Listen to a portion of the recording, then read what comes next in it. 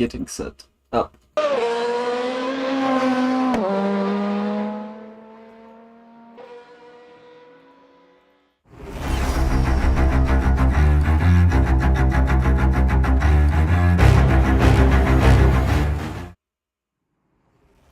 Oh, in the second monitor.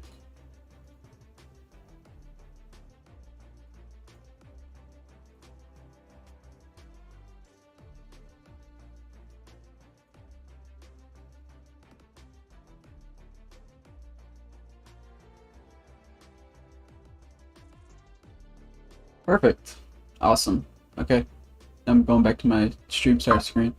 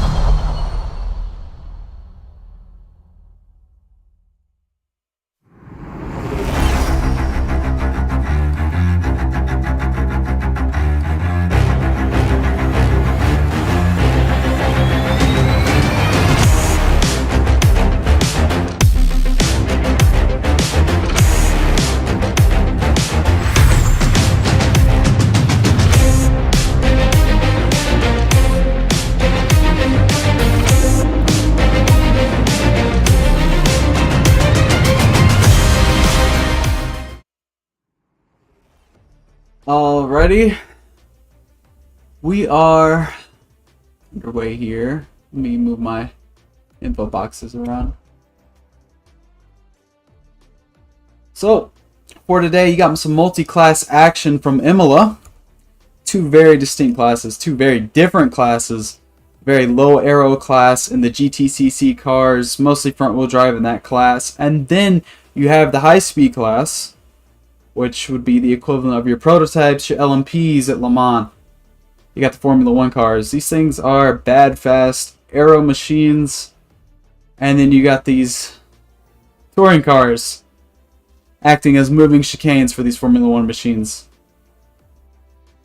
It's going to be really interesting seeing how they navigate traffic as touring cars smacks the wall. I don't know who that was, but I see you.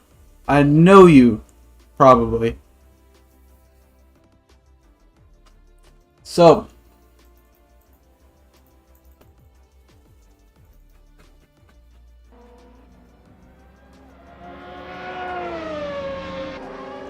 take a look at the pole sitter and William Granberg. I'm going to assume that I didn't butcher that name. Pole sitter right now, overall. And P2, you got Adam Mike 99. Adam Ike 99? I don't know. We're going to guess these names, okay? P2, you got Adam Mike about 0.8 off of P1. And P3, you got Jesus MV, or Jesus. I don't know which way we're pronouncing it. On their outlap this go around, running a 126.284, about 1 second off of P2. Back in the touring car class, you got Robert Van Bruggen. I'm sorry if I butchered your name, Rob. These things are fast.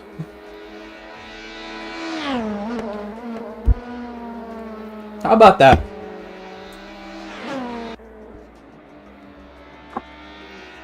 So far, pole sitter in this class is Rob, none other than Freestyle Aces man himself.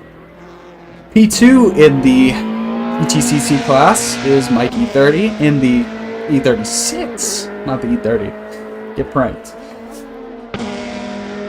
Got the Volvo wagon not far behind. That thing is insanely hard.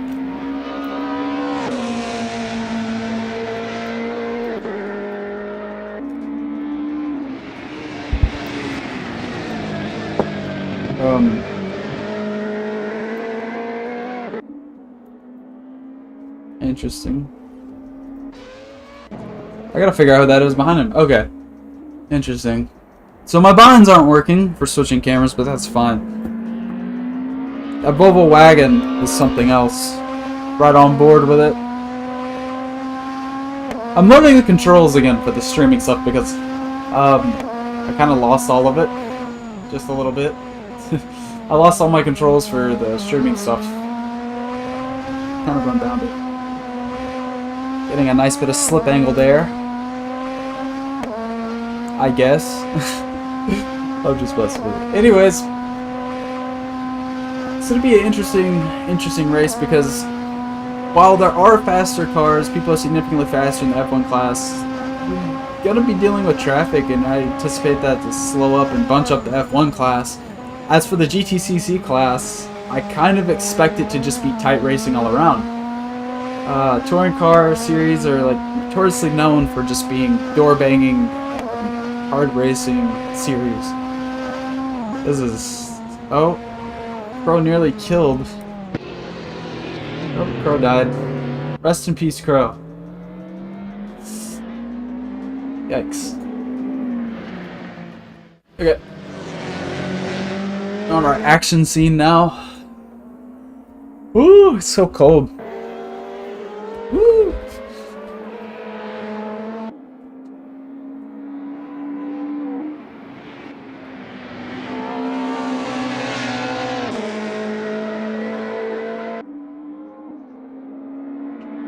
So interesting.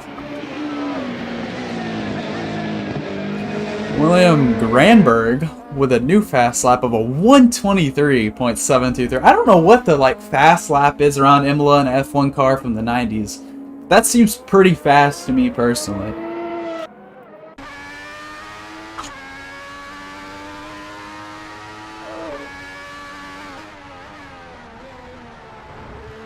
Utilizing all that downforce there through here. Much as you can, of course, in the low speed corners.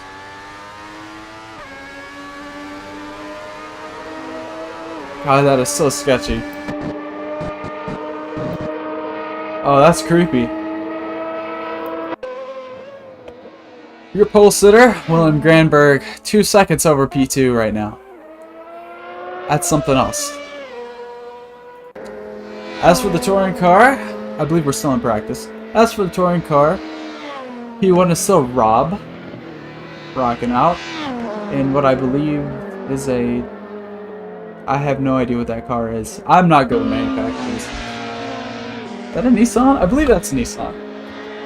Rocking out in the Nissan. We take a look at your back marker. Got cyanite.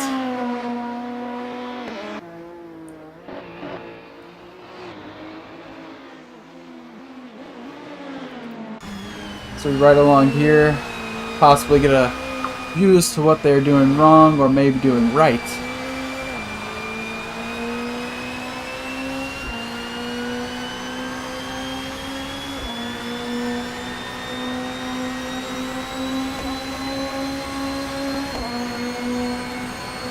Of course, these guys are just kind of getting set up for qualifying.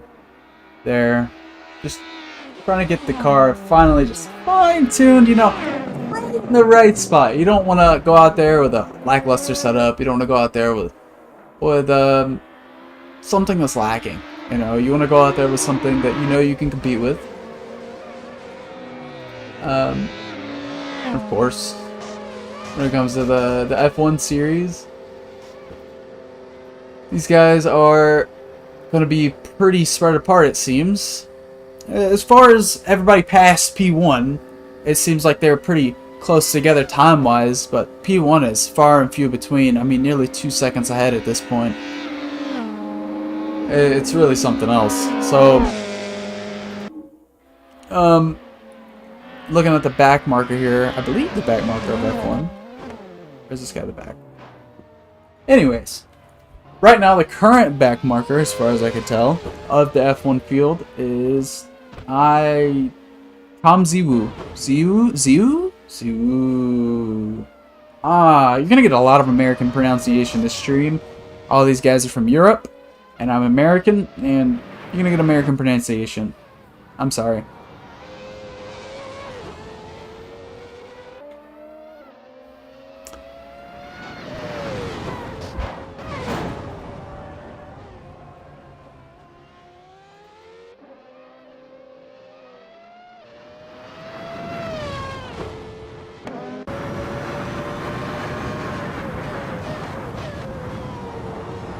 Not using as much downforce as they could be using, but nonetheless getting the job done, getting a time set.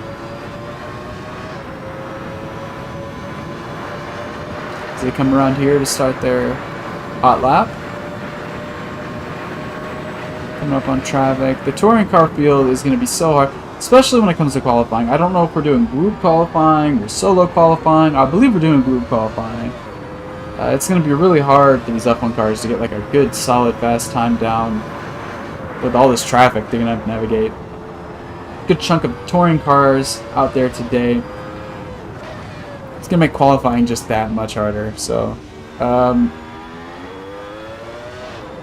really, I'm not worried as much about the touring car guys getting their good qualifying times in as I am the F1 guys. The F1 guys are going to have to move off their line a lot more, change their braking points, and just overall adjust to what's going on around them a lot more than the touring car guys are. However, I'm quite interested in what actually comes of this, because this is just an interesting combination. F1 and a touring car, it doesn't sound like a normal multi-class race. It's most definitely not at all. This is like sticking prototypes on a track with Honda Civics, or the equivalent of. It's really something else. Drivers are locked in.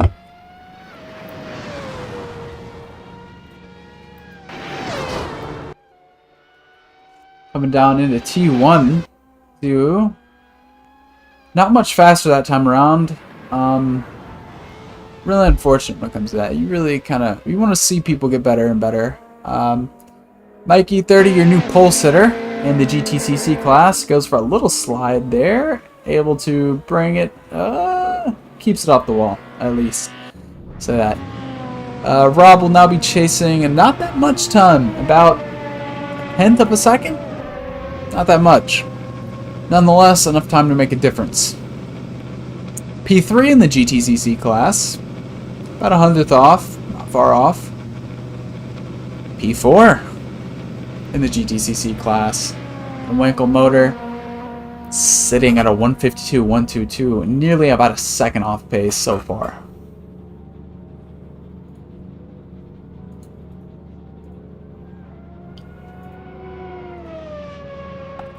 All I will say is that I have faith in Wankel.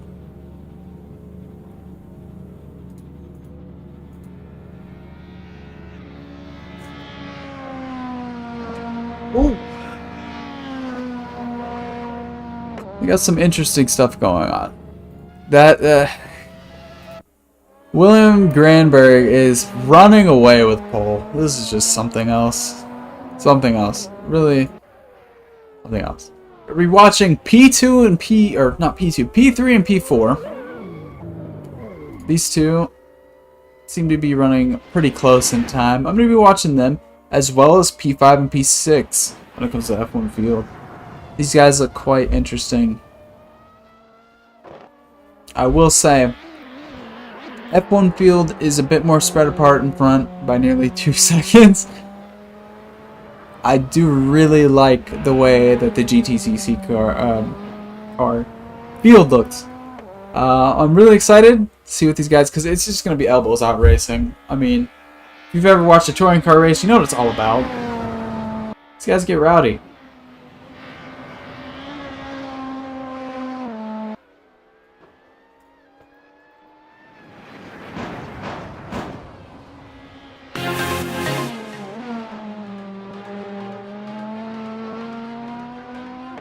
Striker goes around for a bit of a spin. Striker? I don't know how to pronounce that. God, so many American things happening today. At the front of the touring car field. Oh, Mikey 30 is disconnected. He's disappeared. Anyways. Sitting in dead last at the F1 field. You've got Barry Abello, nearly 8 seconds off pace so far in practice. Not what you want. Taking a look at P4 once again, chasing down P3, not far off time-wise. A couple tenths of a second maybe. Trying to find that little inch here and there where they can.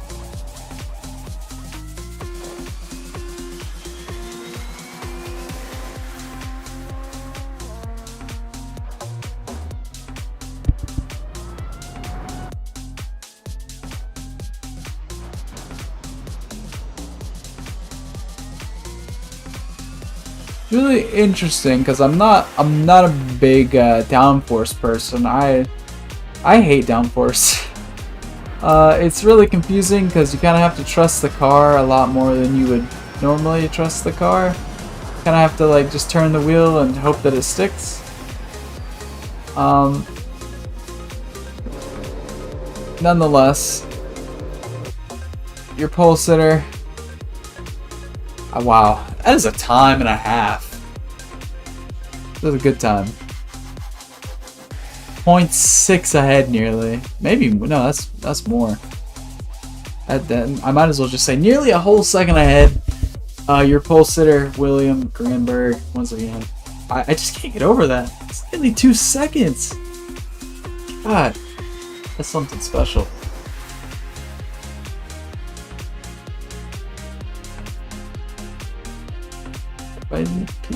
I believe they're having driver meetings at this moment. We'll listen in.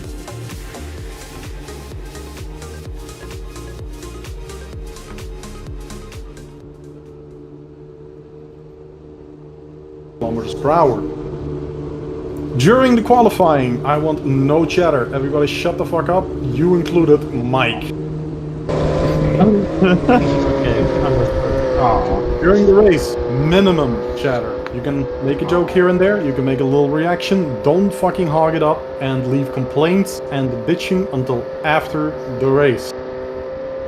Furthermore, you will be warned if there is a situation that occurs when you are talking too much, you might get your voice muted until after the race. Otherwise, try to move predictably around each other. No swerving for funnies into each other, that is just no bueno. Try to drive respectfully around each other, but remember, the touring cars will be fighting a lot, as they are known to do. Don't complain about being held up. That is just the nature of the coming together in this class stuff. Otherwise, everybody have a good time. If there are any questions, ask them now. Go to the toilet. You are not allowed. Fuck you, go anyway. Peace yourself. Could you repeat the safety car speeds? I wasn't here. Safety car speed is 80 kilometers per hour, no more than 2 kilometers an hour above or below. If I hear too many complaints, I'm going to ask you to move one spot down to someone who can keep the speed. Copy. That applies for both, right? Formula that applies for both. If I hear complaints about people not keeping a consistent speed during a safety car or a bunch up, you will be asked to relent your position. Your position. Okay. because you are making the safety car queue a fucking danger, and that's not bueno, especially not in cars as fragile as the F1. Copy that. And remember, no swerving, tire heating, no dangerous moves, just stick behind the person in front. Don't start driving next to each other either. Any other questions? I've got one. Go on. Are you sure race fuel is 40 liters on the Primaris? Let me check. We are checking. I have built it. Alright. Alright.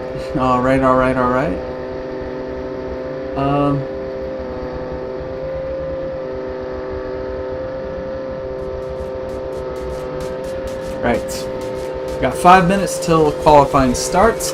So far, your practice order: William Granberg sitting P1 with a 123. Excuse me. No slouch of a time, definitely. 123.723. Nearly 2 seconds off of P2. P2 was a 124, I believe. Something. 124.382. They just rejoined. Really something to chase after for this race. We will be keeping an eye on that.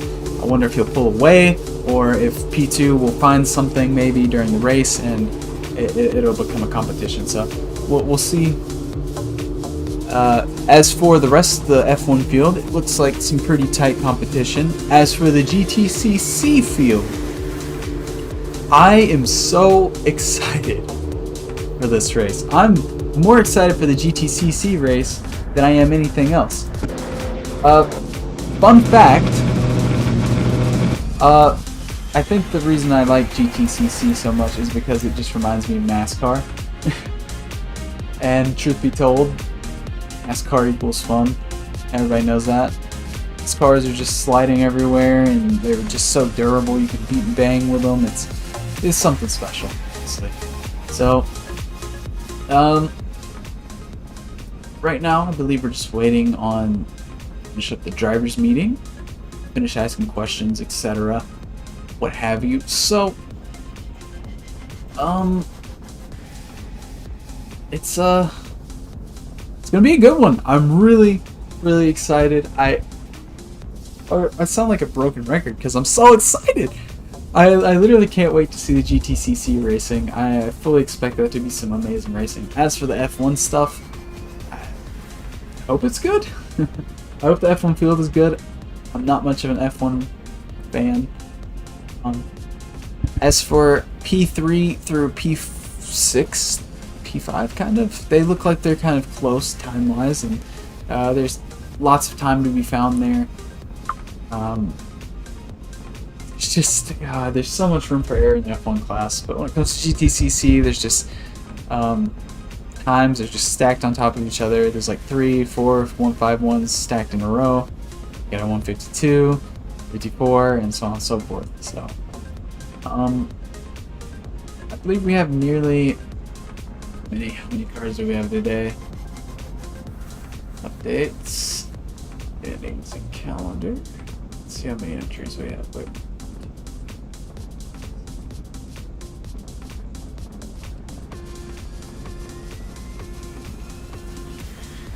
Got 20 entries, 11 touring car entries, 9 Formula 1 entries. It's just a matter of if everybody shows up, of course. This is something to look forward to, most certainly. I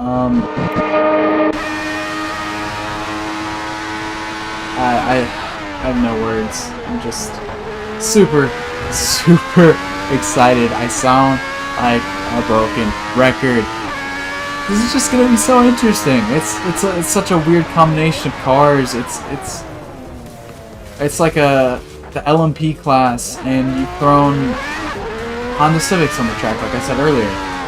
We got the LMP2 cars out here with Honda Civics. It feels so weird, but it makes all the sense in the world. It's certainly going to make for an interesting product. Especially with the way Imola is. Imola is a great racetrack. I love Imola. I couldn't tell you any of the names of any of the turns. I just know this turn right here in particular always gets me. I lose all my time there. Short shifting it a bit. Cutting the curves big time there.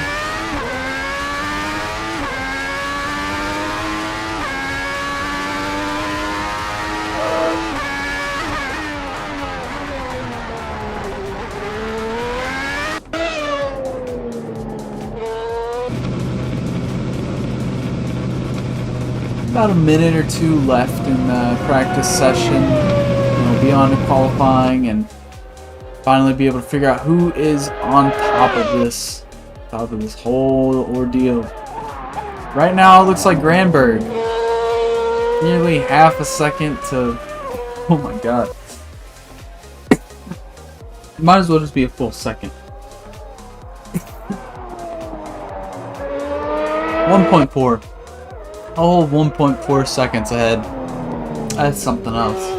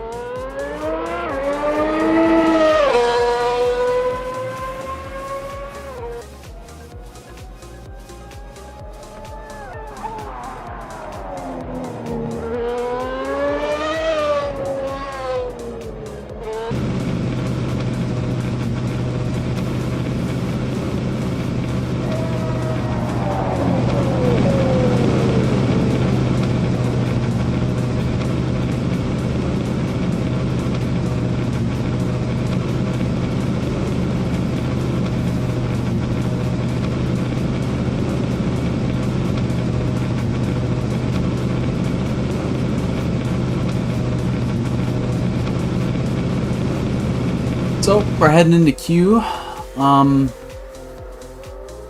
Really excited because this is, like I said, this is gonna be something very, very interesting. I mean, you have two different, very, very different racing products on the track right now.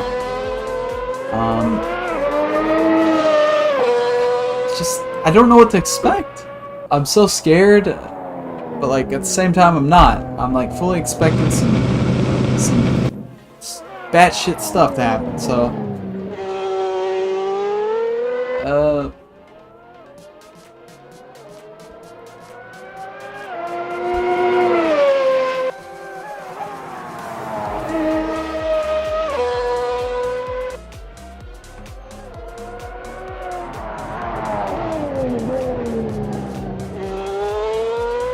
all right.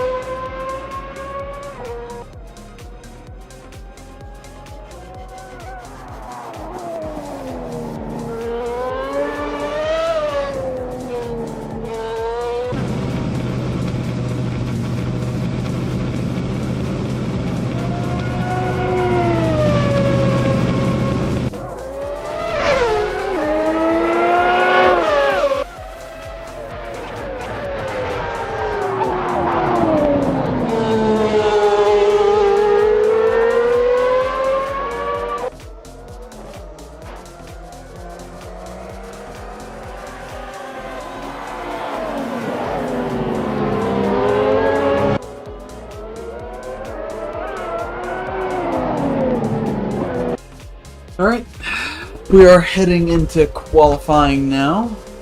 Be a nice little 15-minute session. The race is 30 minutes. Would like to remind everybody of that. It is a 30-minute race. What have you. So, fully expect chaos. I believe, I don't know if they're doing the halfway safety car, but If there's not a safety car by halfway, I believe there will be. So the field will get rebunched up about halfway, 15 minutes in, 16 minutes in. The safety car will be released and back to racing.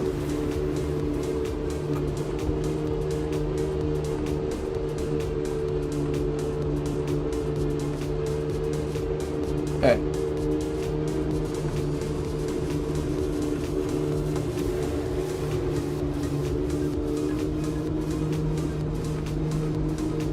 Alright, so we're just waiting on Q to get started up here.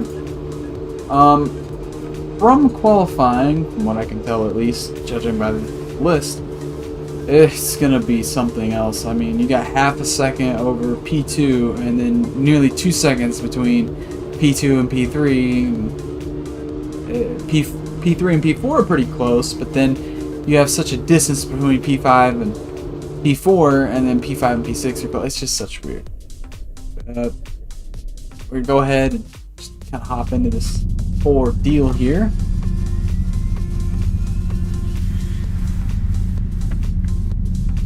Interesting.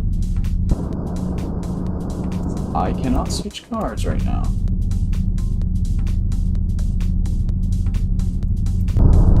I will migrate on my own. Pit lane, and we will sit. Wait. We will get the real cinematic angles.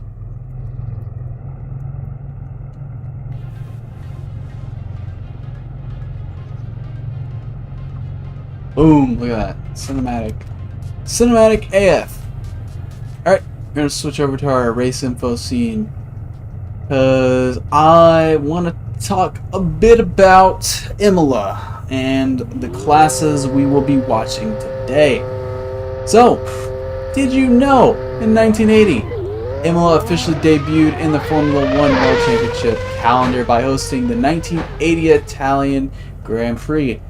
This was the first Italian Grand Prix to not be hosted by Monza. I believe that's what I read. If that's wrong, fact check me, please. Tell me I'm wrong and shame me on the internet, because that's what people do these days. Pretty fair day, I'd say. A little bit on the warm side. 78 degrees Fahrenheit. I believe that's about 26 degrees Celsius. Clear skies. Not a single chance of rain today. Beautiful day outside.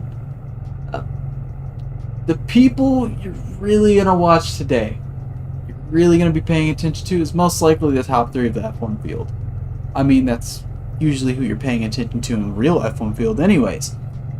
As for the GTCC field, I would love to be able to tell you who to watch, but it's literally going to be everybody.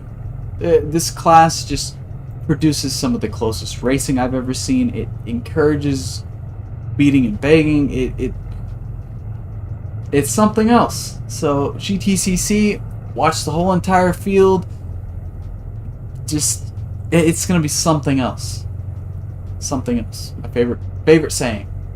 The biggest losers ultimately is the GTCC class. Significantly lower power and downforce just makes it so much harder, especially when the F1 cars are around and they have to let them by. It makes it so much harder for the touring cars to race. However, the F1 cars are also going to have a problem when they come up on traffic, because you're coming up on traffic, and touring cars being so much slower than an F1 car packed full of downforce and horsepower, it's going to make these F1 guys have to struggle a bit to get around these touring cars. It might bunch up the field a bit F1 wise, it might not. It might actually just entirely hurt the F1 field, and it'll be extremely spread out.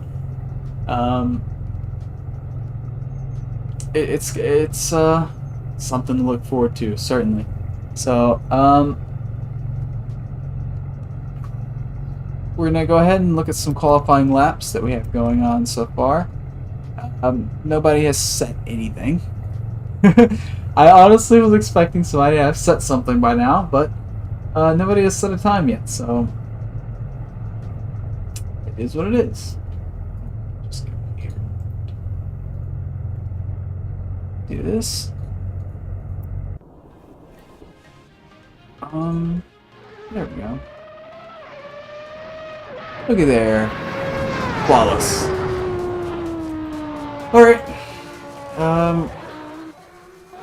Barry Abello out right now for their qualifying lap. 10 minutes left in the session. I'm surprised more people haven't went out. Looking to get that lap down right now. One of the first cars out on the track. Goes for a bit of a slide there into the kitty litter. Have to get it started back up. Adam Mike, please somebody correct me already. Like, I'm just gonna call him Adam. Adam in P1 with a 122.773. What? Get out of here. P2 with a 123.387 in Jesus. P3 William oh my god, Grandbarner? That's, oh my god. Granberg with 123.470. P4. My god, do I really want to try to say that name? Zoo? I'm gonna call you Zoo. You're gonna be Zoo from now. Zoo with a 124.332. Nearly a second off of P3. That's something. That is something. I was surprised to see that in practice. Seeing it in qualifying is even more jarring.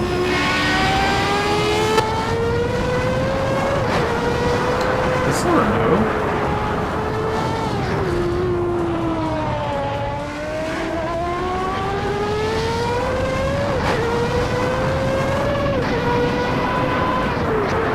Thank you, Siren.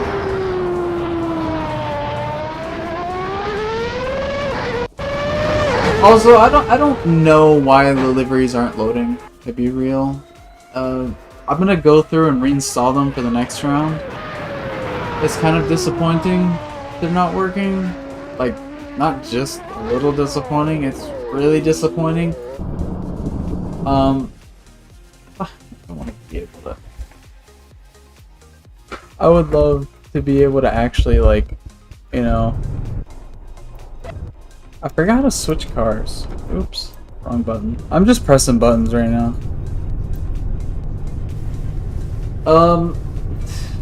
Yeah. I'll fix the rounds though, thank you. On track? What's on track?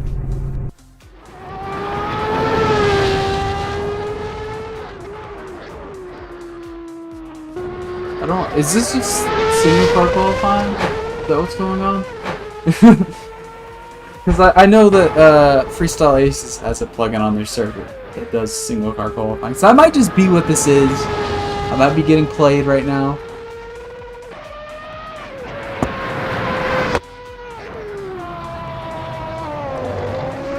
I promise I will be fixing the skins soon though. I'm really sorry about that.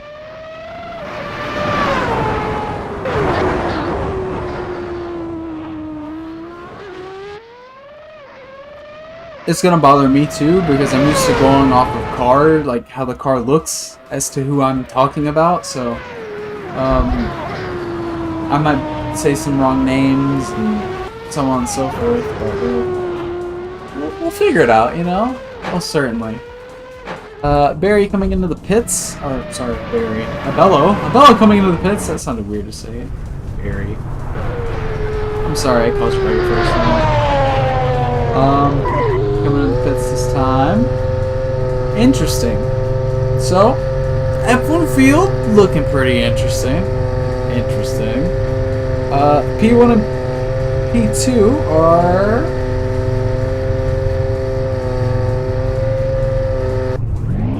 I want to say not that far apart, about 0.6 difference. 0.6 the difference maybe for those. And then P2 and P3. Very close time-wise, very, very close. As for P6, not far off of P5 and P4. Looking pretty sharp as far as F1 goes. Adam absolutely sending it with a 122.644. Your pole lap for the F1 field.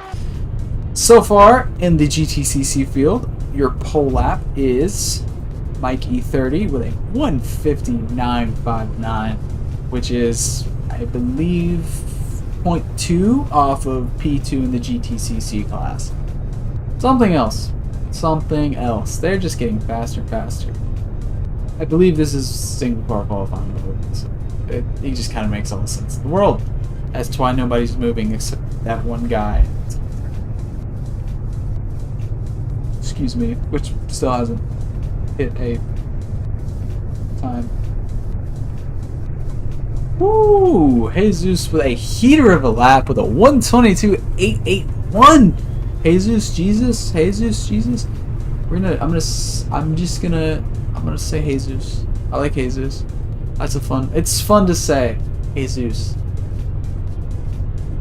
So, I believe it is Jesus anyways. That scared me.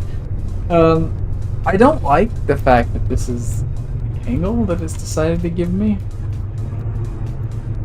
So I'm just gonna... We're gonna go with our cinematic bit here. And we're just gonna enjoy the view. And we're gonna talk a bit about these times. I like what I'm seeing. I love what I'm seeing.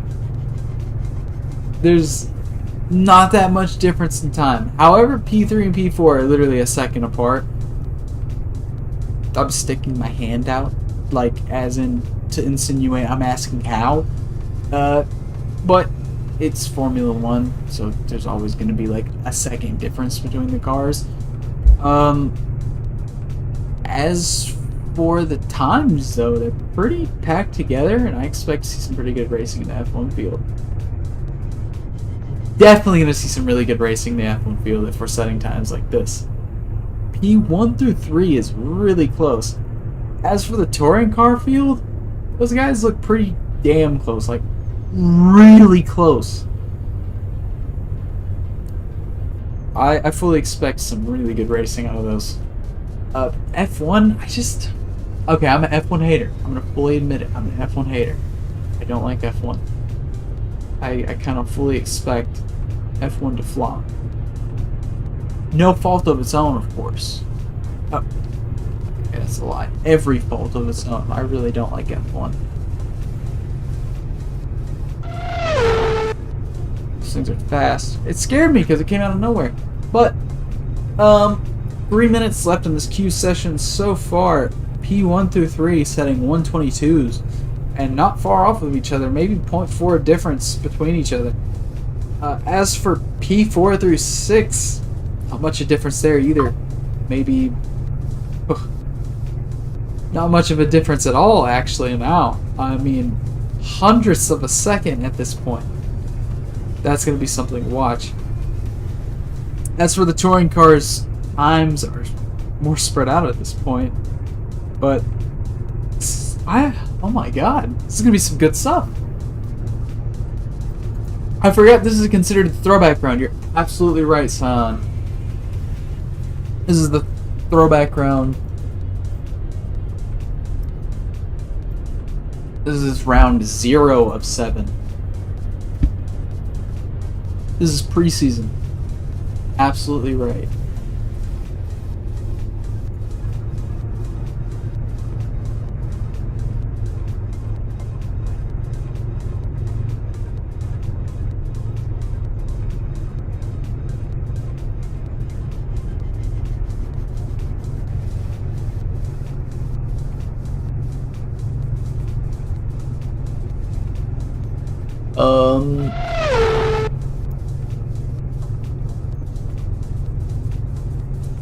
Good deal. So this is like a preseason clash. This is like the preseason race.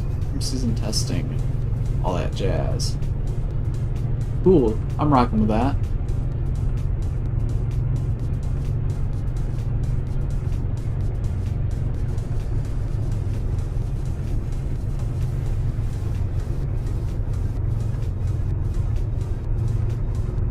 Barry Abello not having a very good time.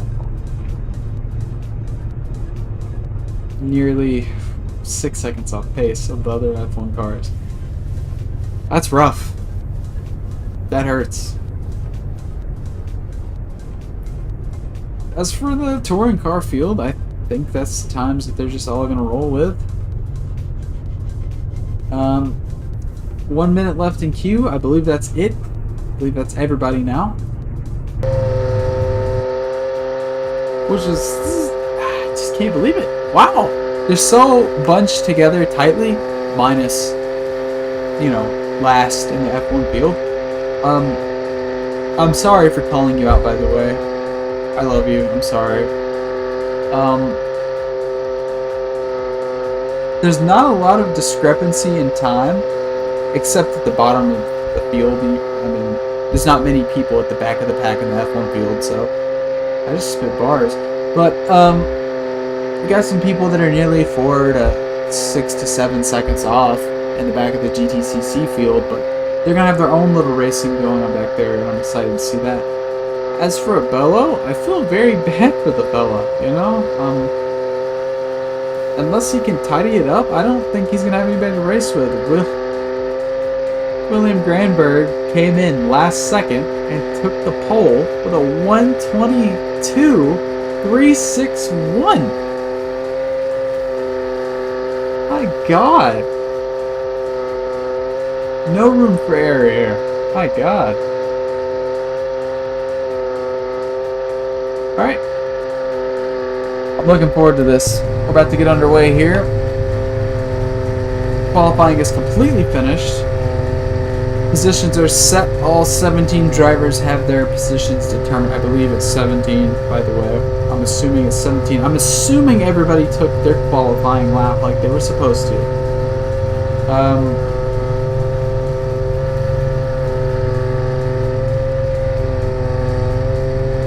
I kinda hate having to sit here. It's unfortunate, but you know, single car qualifying, it is what it is.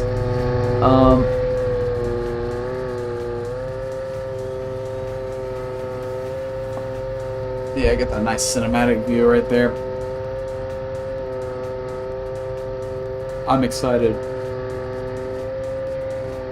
I am excited.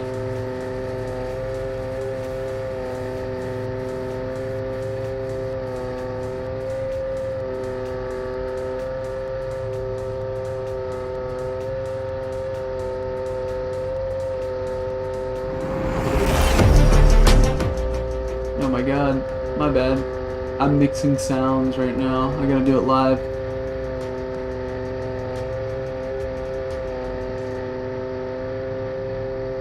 Because I forgot to set everything up earlier, so here I am. Right. Oh boy. Got a nice little minute cooldown. We'll be going over the grid here. For your top 10, you got the Ferrari of William Granberg setting P1 with a 122.361. I can't get over that. That is an insane time. 0.069 the difference between him and P2. Adam sitting P2. Ligier, I think that's how you say that, with a 122.430. Jesus P3. And another Ferrari with a 122.881. That's your top 3 for the Formula 1 class. Your top 3 for the GTCC class is Mike E30 sitting P1, sitting pretty on that pole, a 150.959. P2 or P9 in the GTCC class is the Nissan Primera of Josh Palmer with a 151.1. And finally, rounding out your top 3 for the GTCC class is yet another Nissan, sitting up there in P3 with a 151.240. Sitting pretty up there with their Nissan counterpart. That is Nick Hikalas. I butchered your name.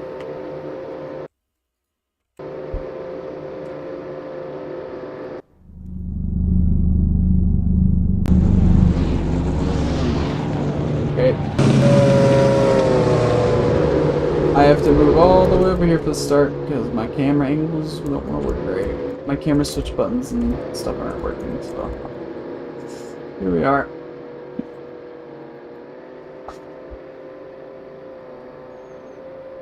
Right. Got about 30 seconds. We're counting it down until we go green here. You got the Formula 1 cars sitting there looking pretty on the grid. Those things look so nice. I can't get over it. I love the 90s F1 cars. Something about them. They just look so pure.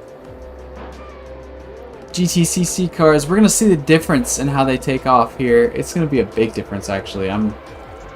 It's going to blow you away and how much better the takeoff is of the Formula 1 cars. Just look at them go. The difference is insane.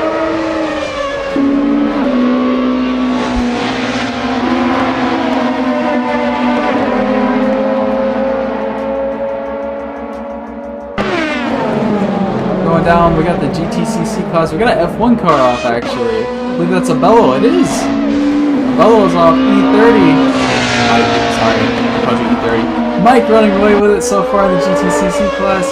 You got P3 stepping out there trying to look for a pass, not able to make it happen. Up at the front of the F1 class, however, got a little bit of action. Mike pulling away.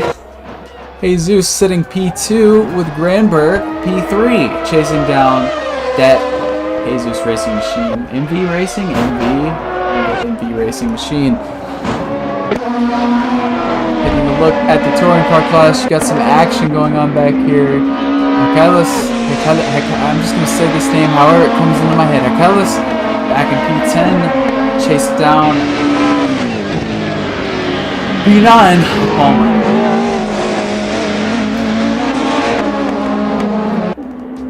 Mike E30 getting chased down by Michael Motor currently. 1 second the difference going into the braking zone, making up the time in that Volvo there. Jesus making ground up at the front of the F1 field. P3 and P4 kind of dogging it out a bit. Oh, we got a spin. Who was that? Jesus MV looped it around. Everybody makes it through okay. Unfortunate there. Michael hops up into the lead of the GTCC class. A little bit of bump drafting action going on here. Coming down through the straight, they're going to come down into this braking zone here. This is a bit of a deceiving corner. It makes you think you need a brake earlier than you really do. A lot of people tend to do that. Michael getting a much better exit there than Mike Palmer as well. Palmer's going to take the inside here. You got the Formula 1 car of, I believe, is a Bello or Jesus back there. There's a Bello coming up on Michael. Your F1 field is starting to spread out a bit. About 3 second to 1 second difference between all the cars now.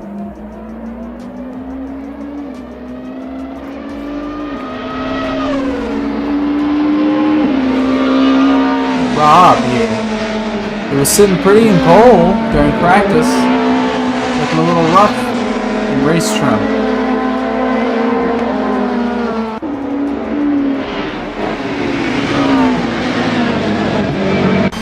Right on board here with Nick, chasing down Josh.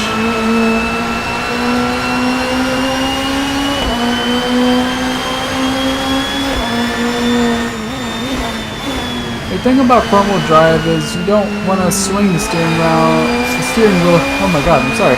That threw me off. Palmer runs wide a little bit. It's going to give Nick the opportunity to slide to the outside here.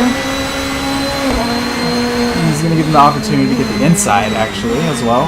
Inside, outside, outside, inside.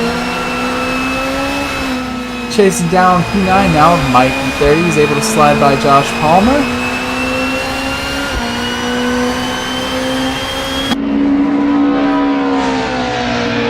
As for your F1 field, they're starting to space out quite a bit.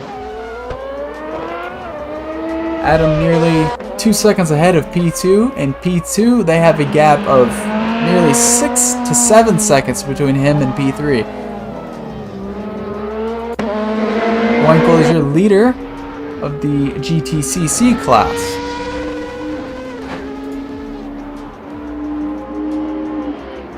Taking a look Back here, you got Palmer and Nick. Haikalas.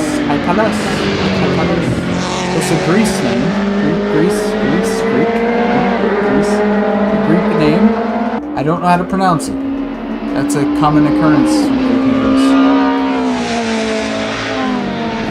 Jesus MV is going to come into pit. Interesting. Not quite sure what to make of that. Prime going a lap down early on. Sign out as well. And F2.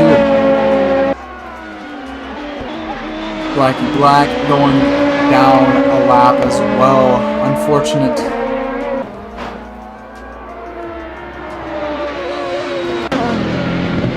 Rob now dropping down to the back of the order as far as lead lap cars are concerned. P1 of Adam coming up on him now to bring him a lap down.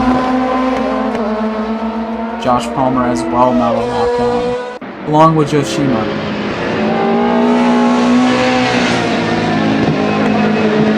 I believe Nick ran wide there or something. I'm not quite sure what happened there.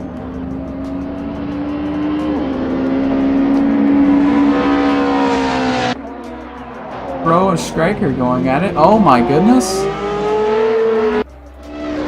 I want to know who that was right now. Inf2 goes for a bit of a slide. Striker able to make the pass on... Or, no, Pro able to make the pass on Striker. And Zoo, I believe it looks like, went a little wide. It's getting a little chaotic. As far as the touring car class is concerned, they are all now a lap down. Which is kind of interesting. The classes need to be fixed. Mind you, it should be F1 and touring car, but it's small 90s T, BTCC, FI, yeah, it's weird. Anyways. Pro able to navigate past Striker, now chasing down Granberg. Tall task because it's nearly 9 to 10 second gap that needs to be made up. Mike chasing down Wankel, or Mike already made the pass on Wankel. I believe Wankel ran wide there. The leaderboard updated late. Not quite sure what happened there.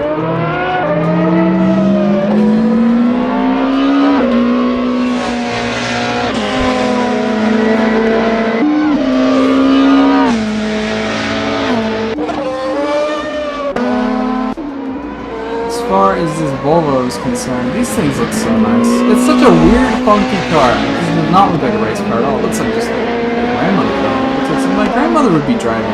Down the street, to the grocery store. Get dog food, get cat food. All of that. Back here we got Palmer falling off the face of the earth. Not quite sure what's going on with him. He was quite fast in the beginning, and as far as now, he's not looking too hot. However, they are selling their fastest laps of the race.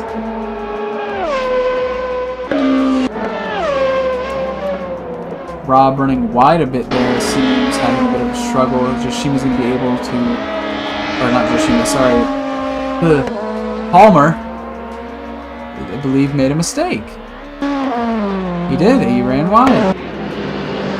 So it'll be right along now with Joshima. It appears that Rob has a bit of a cushion. Now he's going to be chasing down the Volvo of Joshima. And your class leader in Mikey 30 as the safety car comes out.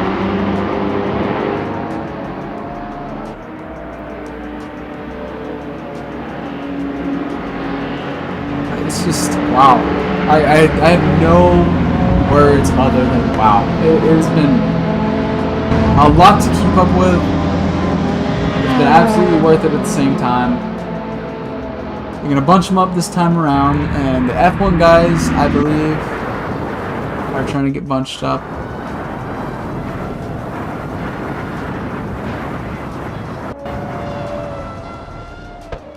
Or they are trying to catch up to the field. I'm not quite exactly sure how this is working. So, safety car is out though. At least for the touring cars. I'm not quite sure what the F1 cars are. Okay, I see what's going on now. All the F1 cars are going to go around, right? And so on and so forth.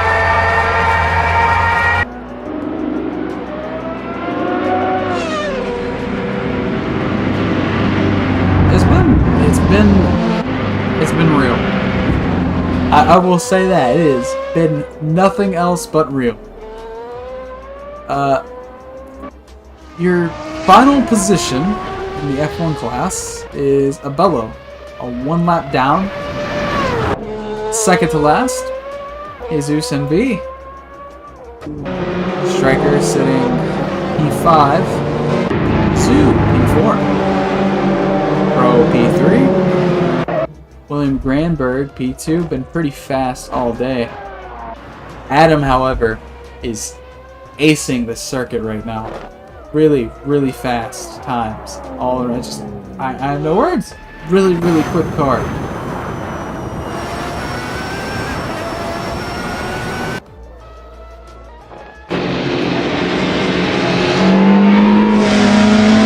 Cars finally go back green here.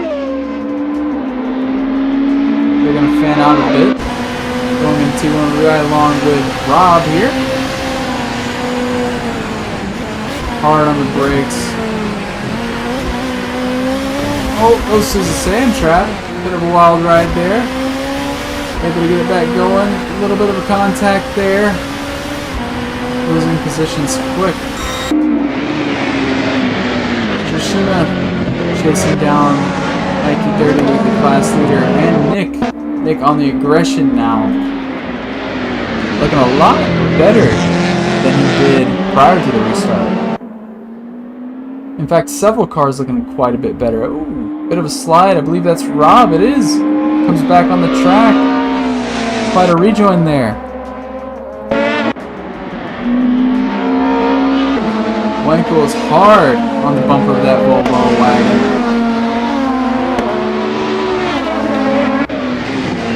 Class leader and Mikey 30 coming down this confusing corner. It's horrible corner. But Nick Haikalis. I'm gonna stop saying his last name. I'm just gonna call him Nick. Nick and Mike. P1, P2. Mike is sitting pretty right now, defending Nick.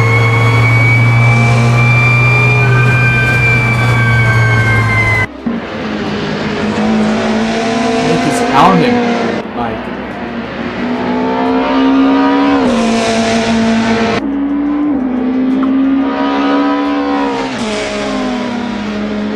Rob moving back up to the field after a huge mistake, going off track in the beginning there. And we already have a F1 car coming through the lap of the field, and that is the leader, actually. The touring cars are now another lap down that make it 3 laps. Just to put it in perspective just how fast these F1 cars are. They're quick. Yoshima goes off to the sand trap. Bit of a fun time, sure. Right position here between Rob and Blackie. You gotta let the traffic of the F1 cars through. It's really difficult navigating these slower corners, especially the tighter ones, with faster traffic. I can't imagine it because I don't do much multi-class racing. As far as class leaders are concerned, these two are kind of starting to split a bit. Nick is just kind of hoping Mike makes a bit of a mistake somewhere. And it's kind of hit or miss. If he does it, he doesn't. So, judging off qualifying, I don't think Mike is going to make a mistake. Jesus appears to have DNF'd from the race. That's unfortunate for him. What happened on that front? We got our first DNF. We now only have 16 cars in this race.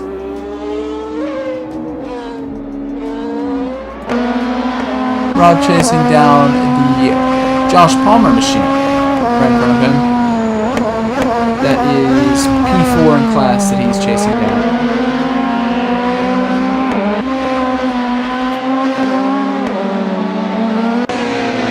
Michael at the back of this line here. We got Mike, Nick, and Winkle all in one big line here.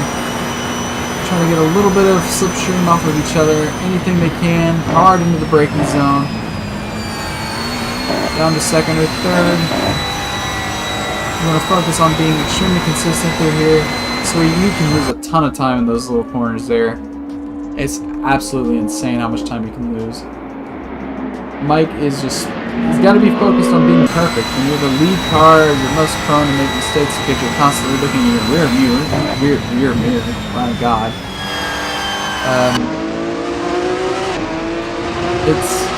It's quite interesting to see what's going on as far as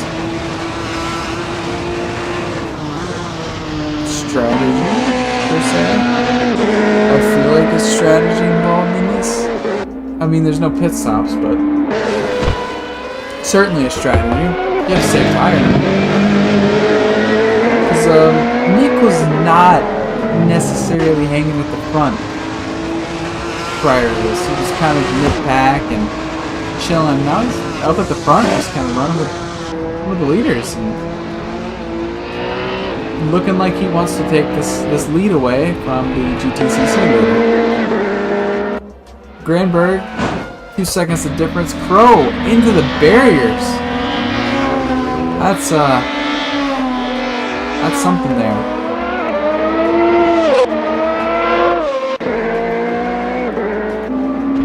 Nike 30. Breaking away a bit here. We got Nick in tow with Wankel behind.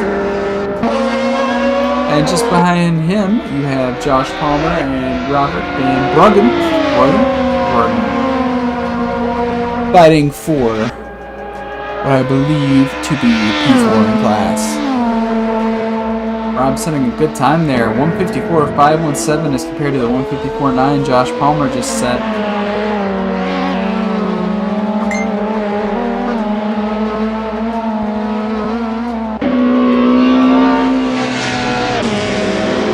William Granberg making some ground on Adam here. It's starting to look like Granberg might just be a little bit faster in some parts of the racetrack.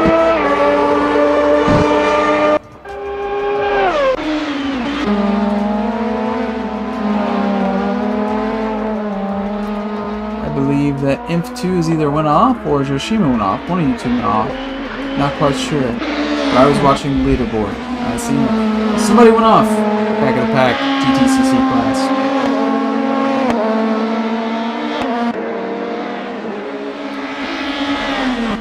Running along here, looking at P4 in class. Up here at the front, we got Wankel Motor and Nick in position. Wankel just made the pass on Nick, or P2 in class. As for the F1 field, they're really spread out, which is to be expected with an F1 car. Kind of notorious for.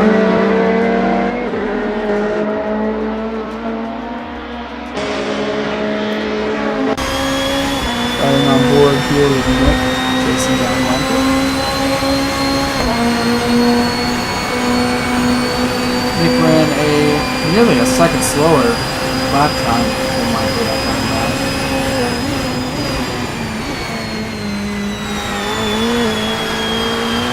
Hiroshima setting a 152.862 lap time by. Pretty quick, especially in the stage of the race. Maybe they just running 153s and 154s.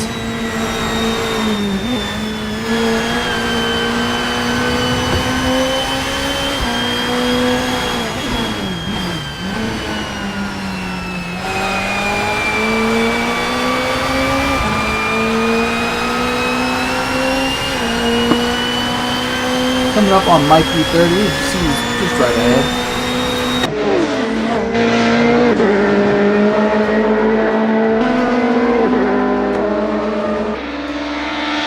You got a spin in the back Who goes there? Who was that? Isabello. I believe that's the second or third time this race that they've looped it. Fortunate. Looks like they came close there to getting together one of the GTCC guys, and it's unfortunate. Prime goes around.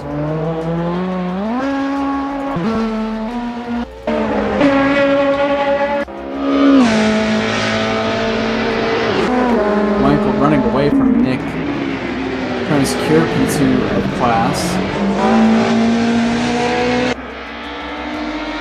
Not far behind, you got Josh Palmer and Rob Van Bruggen fighting for P4 in class, which Rob's been hanging with him. He's been pretty stout so far. Front two cars have just ran 152s, pretty close between each other actually. 152.2 and a 152.3. Wankel ran the 152.3 and Mike ran the 152.2. Pretty impressive that these guys are still running those times, and Joshima is looking to make up time running basically equivalent with the leaders are running.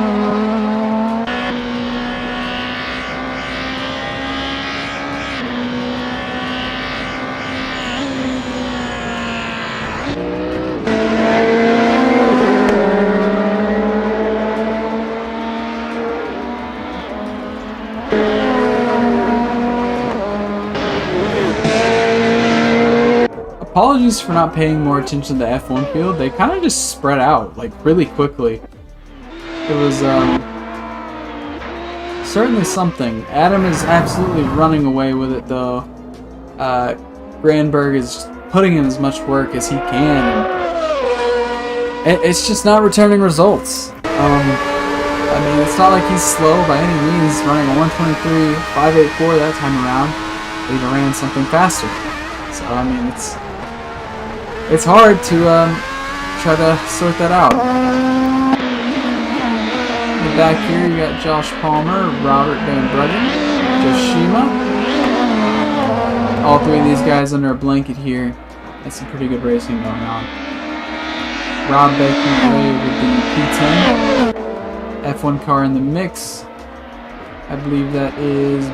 I was wrong. I was going to say that's the leader. That's a Bello. Yoshima's going to go off there. It's going to lose them some time. They're right on the bumper of Palmer's machine there.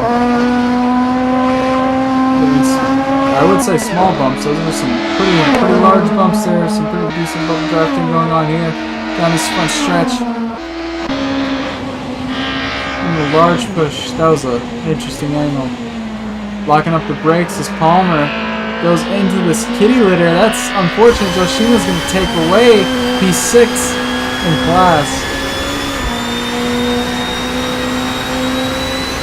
Not P6, that would be P4, P3, P4. My God.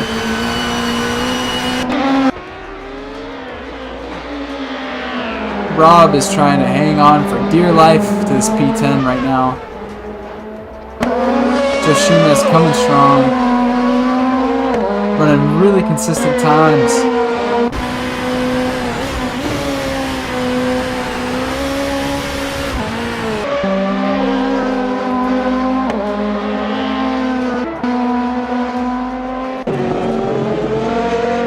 Quite a bit back is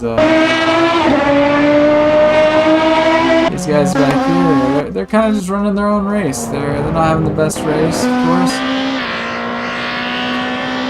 Up at the front, we got Wankel and Nick going at it. Nick is able to slide by Wankel. Wankel's right there, though, on the rear bumper. Oh, Nick's machine.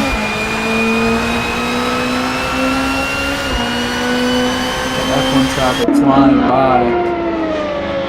So quick.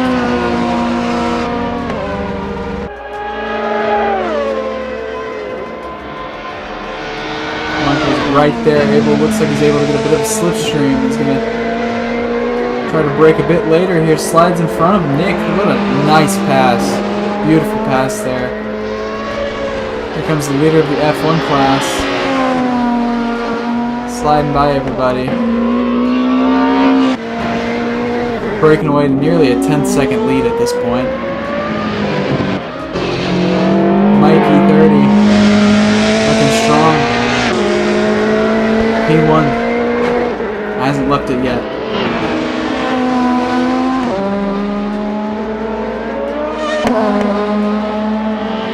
Yoshima back here, getting back to Van Bruggen's bumper. Yoshima's been fast, however, he keeps making mistakes, just constantly mistake after mistake. Go off here, go off there, break too low there, block up here. And it all adds up. It adds up over time, and you lose so much time here and there, and it gets hard to make it up at some point, so you kind of want to minimize those mistakes as you go on. And Joshima's really been working with that. The mistakes are becoming more and more, how do I say this? Less and less frequent. There we go. Right there on the bumper of Van Bruggen.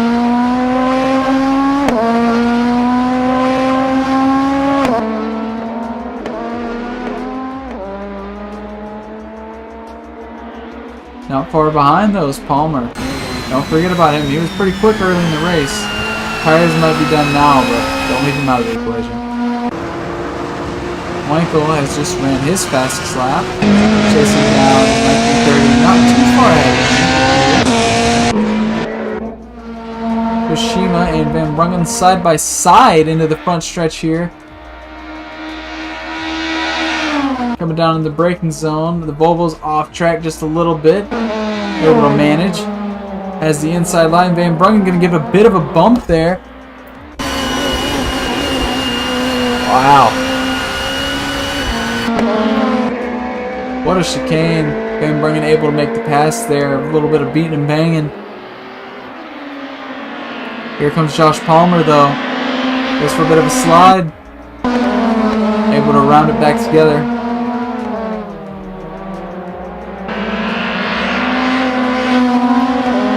How about this? We got some action in the F1 field. These two going at it. Zoo and Stryker. Gotta fight for position now. This is the first bit of fighting we've seen all day from this Formula 1 field.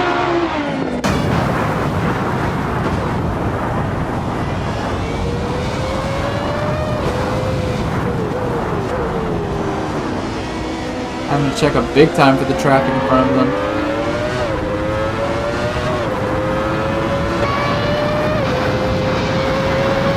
Got 2 minutes left in this race. Time just flies by. I've been having so much fun.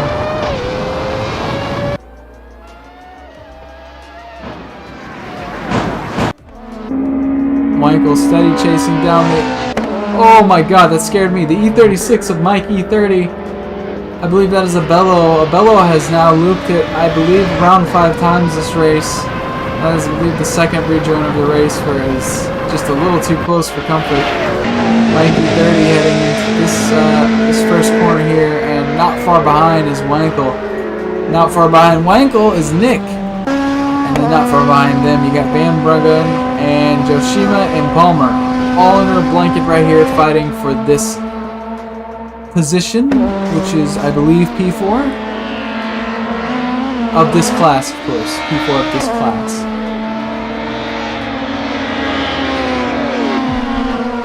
I believe I just heard a lockup. Who goes there? I believe that is a bellow. A bellow once again off and locked up.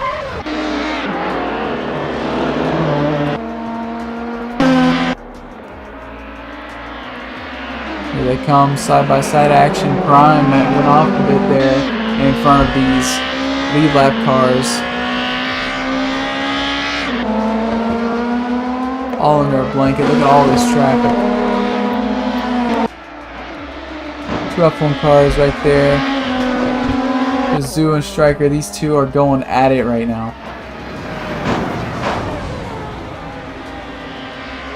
It's hard to choose who to watch because honestly there's just so much to watch going on right now. You got the touring car guys going at it.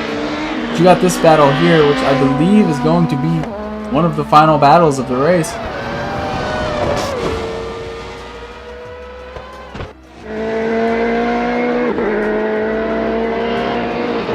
gonna really see who's I don't know what you necessarily need to drive a Formula 1 car. Who's got the most finesse? Who's smoothest? Who's got the most discipline with their feet? I don't know. Here they come. This time by, I believe, will be the white flag. Striker and Zoo are just so close right now. They're almost dead even. Mikey 30, far ahead. I don't think Winkle is able to catch him. Mike almost running P4 off there. Just barely able to keep it on track. That was I don't know. Maybe he almost ran off. I believe there was grass there. Would not have been good. Here goes Zoo. Looking to the inside, not able to make it work. Staying on that rear bumper. Striker able to get what looks to be a way better exit this time.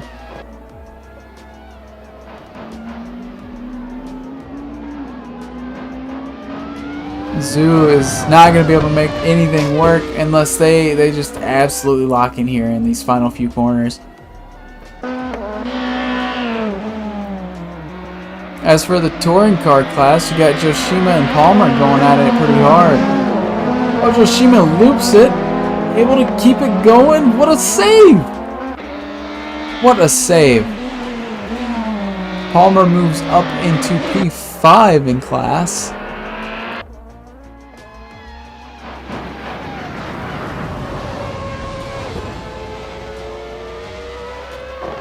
What I believe to be the final lap. Striker and Zoo.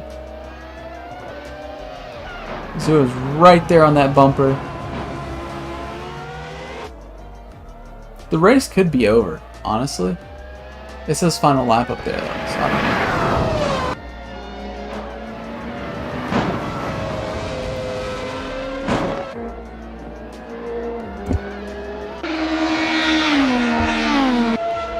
Looks like we will have some interesting stuff to look at, replay-wise. Striker and Zoo going at it. 0.7 the difference. Striker slid it a bit there. Zoo is able to make up a bit of time that they lost that time around.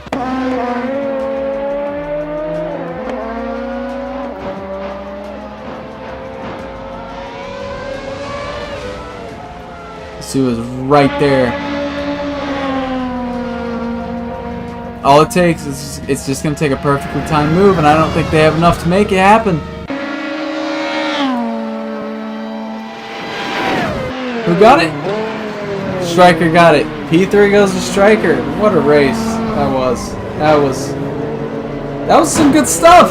Some really good stuff. So, we're going to be talking to your winners from each class. You got Adam Mike 99, your winner in the Formula 1 class, and your winner in the touring car class, which I believe the race is still going on.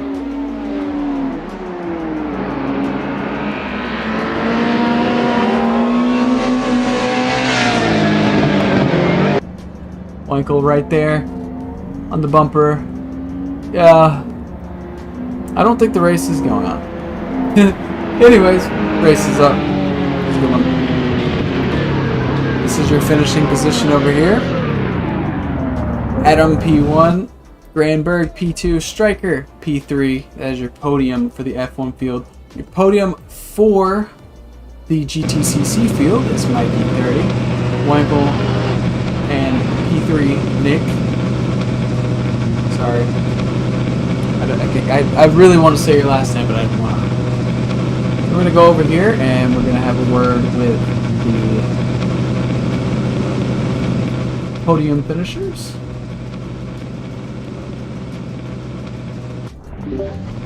Hola, Mike. Hello. So, how does it feel to win? You really went out there and said, nah, I'd win. Huh? Who said that? You did. You went out there and said, nah, you'd win. Yeah, it's Nearly. what I wanted to do. I did test around with a couple of tires, and the hard tires were definitely the right choice. Oh, certainly. Nearly 6 seconds the difference. Yeah, I thought I might have a battle with Franco, but sadly he had a moment quite soon in the beginning of the race. Oh yeah, you guys were nearly bumper to bumper after that.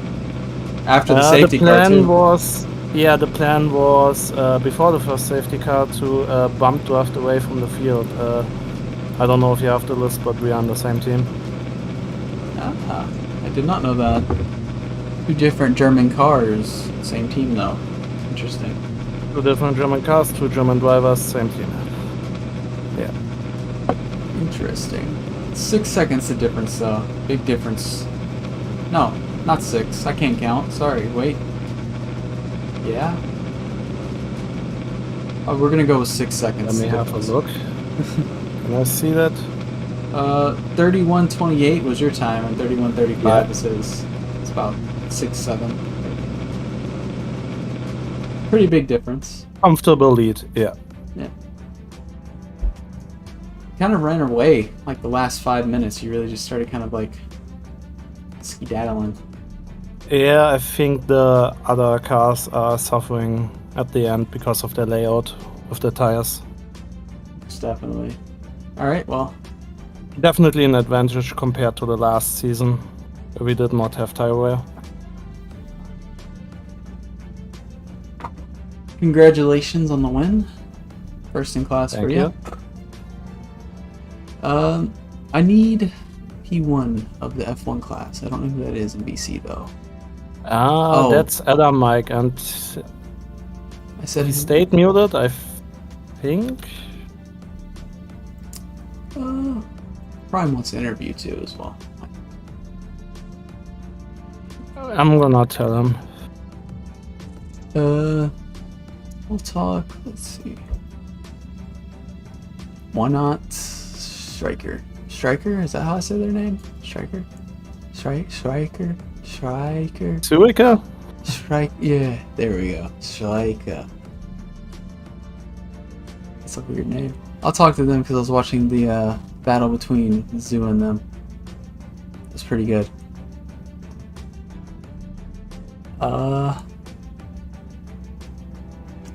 Good stuff, good stuff.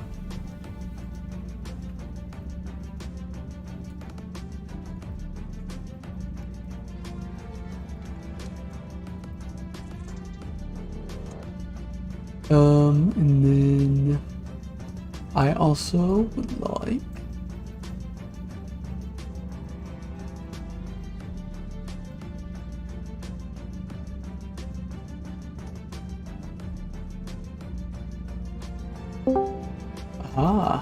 Hello, it's your boy. I'm just here so I can be ferrying people back and forth.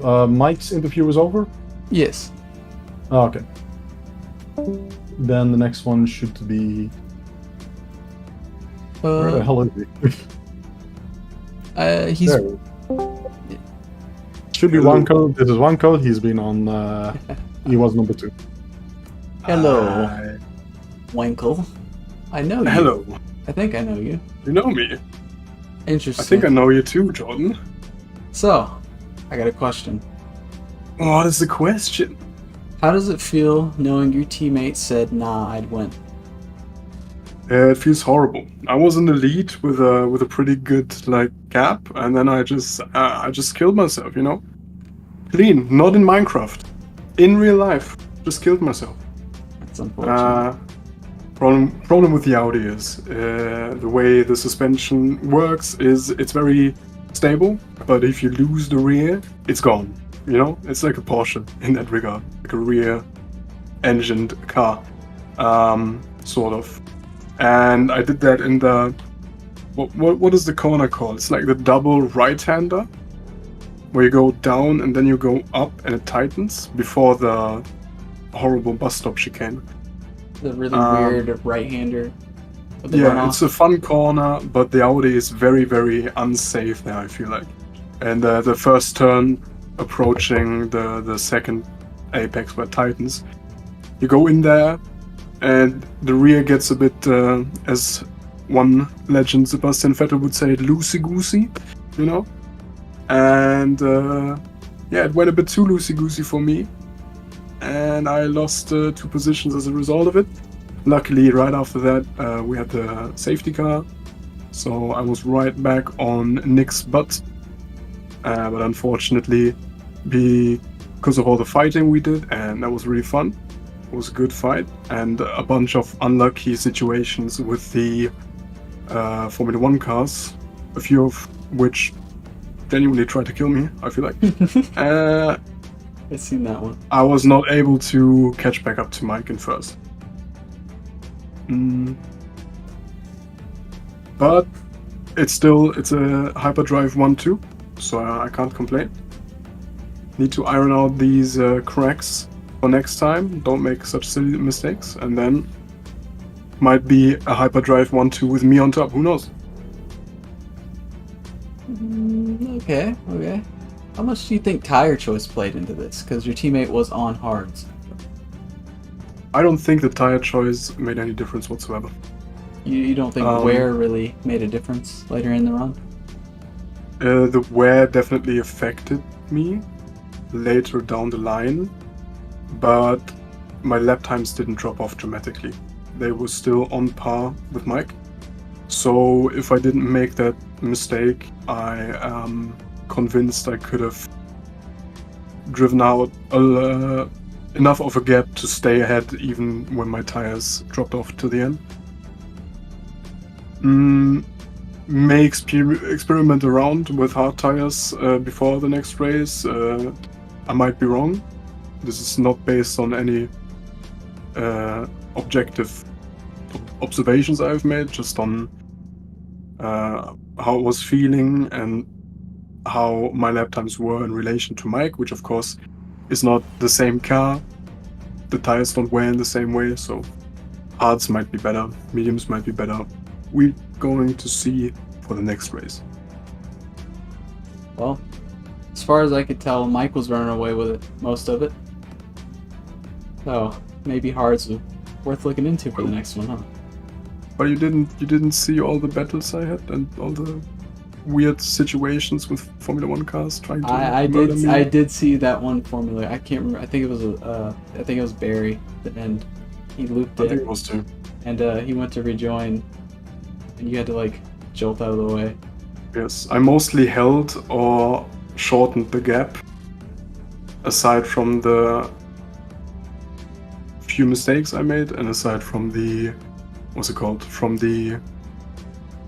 these situations I had where I was battling with Nick, or I was lapped in a very, very bad manner.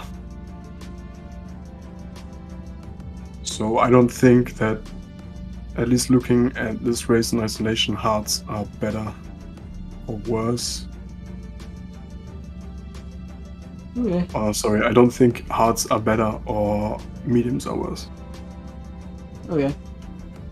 Well, congratulations on the P2 finish, and congratulations for your team's win. That's pretty cool. I don't know if this like counts for points because it's technically like a preseason race. It was preseason. It counts double for points. It counts for double points. Double a reward points. for helping testing. Okay, interesting. Well, congratulations, double points to start the season out. Let's go. For you and your teammate, not just one of you guys. Yeah, we're starting out on top with a 1-2. That is very good for the team championship later down the line. So I'm pretty happy about that. And as for Nick, he put up a pretty good fight. I was watching him quite a bit, actually. Oh yeah, respect was given between the two of us. It was quite exhilarating. And yeah, I'm looking forward to more of that later down the line, you know? That's why I'm here, after all. And the next race on the schedule is, make sure I'm saying this right, Astral, oh hell yeah. Great track. The really 90 fun. layout as well. Fucking fantastic. Yeah. Absolutely Great fantastic. track. Audi is semi-competitive there. I- I'm looking forward to it. I I had a believe lot it. of fun. I had a lot of fun driving the track, but if I remember correctly, my race was ruined the last one we had. So I'm looking forward to redeeming myself this next time around. Okay. Well, Next person. it was nice talking to Next you. person. Congratulations.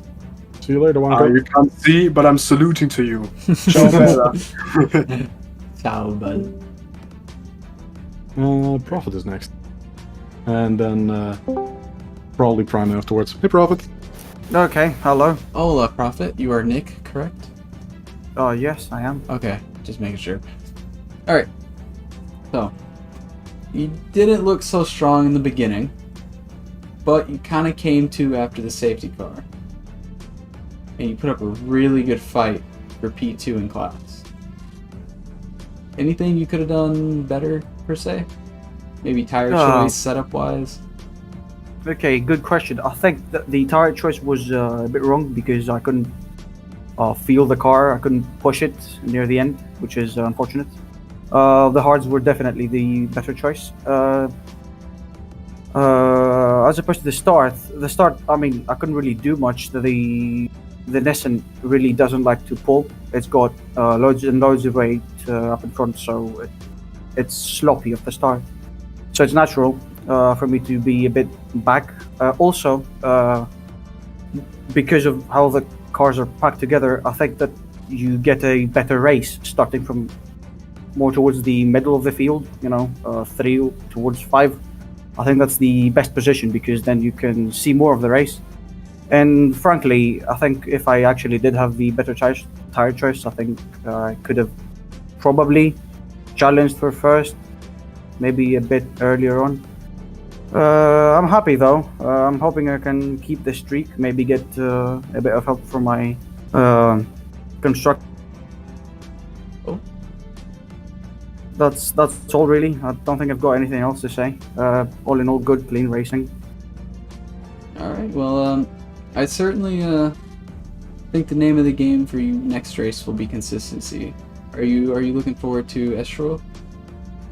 I'm not a big fan of the track, but I think that now I'm loads more experienced. I think I could also get a good result again. It's gonna be difficult because it's not my track style. I'm hoping I can do good though. Alrighty, well, good luck and congratulations on the P3 finishing class. Thank you very much. Alright, I guess P1's muted for best in class at Formula 1, so... Let's do Prime first. So we're through the Super Touring field. Yeah, and then I'll interview you too, because... Oh heavens, I get interviewed? might as well do it right now. Okay, I got a question for you. Go on. You had the pace. I felt like you had pretty good pace. It's just a matter of you went off track a couple of times here and there and you had some consistency issues. Do you think if you just tidied it up and maybe a bit more consistent, do you think you would have been competing for top 3?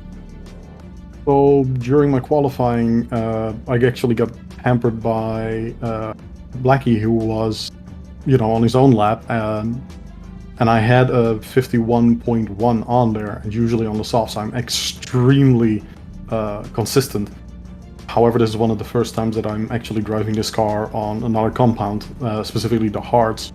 And initially I was really struggling finding specifically the grip of the tires. And throughout the race, eventually I could really start to feel like, oh, this is where the peak point of these tires really were. So at that point, the car that I used to know behaving weirdly suddenly started making sense again, and I started to regain the pace, because eventually I started really gaining on the opposition again. For sure not on Mike and Wanko, that's just never going to happen, because those guys are just insanely fast. But I had a really good battle with Tosh going on. So otherwise, as long as I could beat him, I feel like I did good enough. If I can keep getting 4th positions, that might actually even be optimal for me. As long as the winning ballast doesn't fall on me, I might just survive on points alone, I feel. Oh yeah, I that's happened a couple times in like several different series in motorsports. I think the most recent example I can remember is the NASCAR Truck Series. Guy won the whole championship, didn't win a single race all year, just was really consistent, top 5 finishes all year. Oh yeah, I also heard with the thing that NASCAR does these days, like the playoffs, I heard a couple of people got through just on points alone, not just winning. So that's. Yeah. Several times in the history of this league, I've actually made it up to the podium just by the fact that I'm really consistently at least top 10. That's the name of the game, just finishing the race up there. Just be consistent, just stay on the track, just don't do anything weird, and you'll be fine. I honestly think you had pace to keep up with those top 3. I really did. I just had to really get used to those hard tires. And on Estoril, I'm particularly very good because it's a very fast, very simple track. I believe I have the chance, especially now that the top 3 all have the ballast coming for them. I feel like if there is a good safety car somewhere in the middle, because that's kind of the party trick of the Primera. 80 kilometers per hour is just the perfect rev range. If you get on the gas, then the thing will fly off. So I feel like on the launch it will absolutely suck. But I feel like if we have a good safety car and I can safely do it, I can just jump through the field and actually make it. As long as I get used to my hards, and I really need to get training on those hards specifically. I think I can get that P1. I did really notice that the Nissans were having to jump out of line on the restarts or the restart to get anywhere.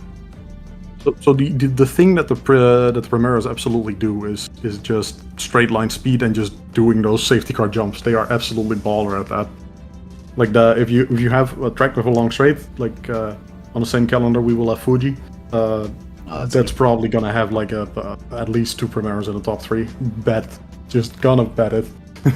That's gonna be good for you guys. Oh, it's gonna be great. I'm gonna pull Prime in here now. All right, good deal. Yellow Prime, you're on air. Hola, Prime. Oh, great. Hello. Hola. Not Prime. necessarily the best race or the race you wanted to have. Oh, it went way better than I anticipated. Way better. Yes. Okay. He was actually consistent and he beat his best time. Okay. Exactly. As I said in the form, I'm not exactly a competitive driver at all. I didn't have In time any way, to, shape, or form. Didn't have time to go over the form. I was trying to keep up with everything going on. The touring car field was There was plenty going on. Yeah. The F1 field immediately split up and were 6 seconds apart right away, but the touring car field was just stuck together like glue. Yeah, there were 3 packs. As expected, they were just fucking battling each other. Yeah, there were the front, the mid pack, and then the 2 or 3 with me in the back. Just a heads up, you will not be able to interview Adamike because he doesn't talk. I figured that because who was it that was in here? Mike said that they're always on mute. Yeah, I just read the form. Jesus. You don't read manga. Okay. Interesting. I didn't have a chance to go over this during the race. I had the spreadsheet pulled up and everything, but just too much going on. That's so professional, actual spreadsheet. Very good job. Listen, I tried to get it all together. I tried to prepare for this. So tell me a bit about what you were expecting, and what surprised you this race per se, because like you said, you're a rookie driver, you're still learning, and you're quite off pace, but you're just using that free room that you have to learn. And Exactly. so Exactly. what surprised you this race? I was surprised by the amount of times I actually saw other drivers. I was expecting way less. See of the other touring cars. I understand that. Yeah, one car was predictable, a bit sketchy at times, but we managed. So in practice, you did have a pretty okay pace. I was looking at your practice time. You weren't necessarily the slowest touring car. That was a good sign. So maybe, are you looking forward to Estro per se? Are you? Just looking forward to hanging with the others. Okay. Well, I'm not here to win. I'm here to hang out and have fun. that's all good. That's what we're all That's a here to wholesome do. answer. Would you like me to pull in William, since he's technically number 2? Yeah, and he was really fast. So, plenty of questions for him. Prime, it was lovely talking to you. Yeah. Yeah, and we'll see you next time. Congratulations! I'm glad you had fun. That's what it's all about. Yeah, that's what it's all about. There is. See you later, man. Only a game. Have a good one. All right. Hello, William. Hello. Hola, William. Hola. Hola. I have questions for you. Yes, I'm So- ready. I don't drive open wheel cars that have downforce. I don't drive downforce cars at all, actually. I'm more of a stock car driver. So, what did you do to find speed here? How did you extract downforce out of the car? Some industry secrets. These cars have a couple of tricks. These cars have a couple of tricks that I've been taught, but just oversteer. I like an oversteery car, and this car it is fast with oversteer, so it suits me well. Interesting. Definitely a Ferrari driver after all. So, you were really fast in practice. I actually think you were P1 in practice. Let me look back at the practice boards. Yeah, I you think were I was too. P1 practice, P1 qualifying. Yes. Come short in the race, but you had the pace. I think you made a mistake, right? Yeah. So the start, I had a bit of a bad start. I missed a shift slightly early. So Adam Mike got the jump on me in T1, and then someone made a mistake behind me and broke a little bit too late, and I lost 2 more positions. So I think I was P4, P3 or something like that. So then I had to make that up, and then I struggled to find the rhythm early, and I just lost a lot of time early because I just didn't find the rhythm on that high fuel. Towards the end, it got really good though. I think I was going to equal my qualifying time on the hards late in the race, but I got some traffic in the last corner. Well, certainly, and I don't know what the tire choices were for the F1 cars. I see A and B.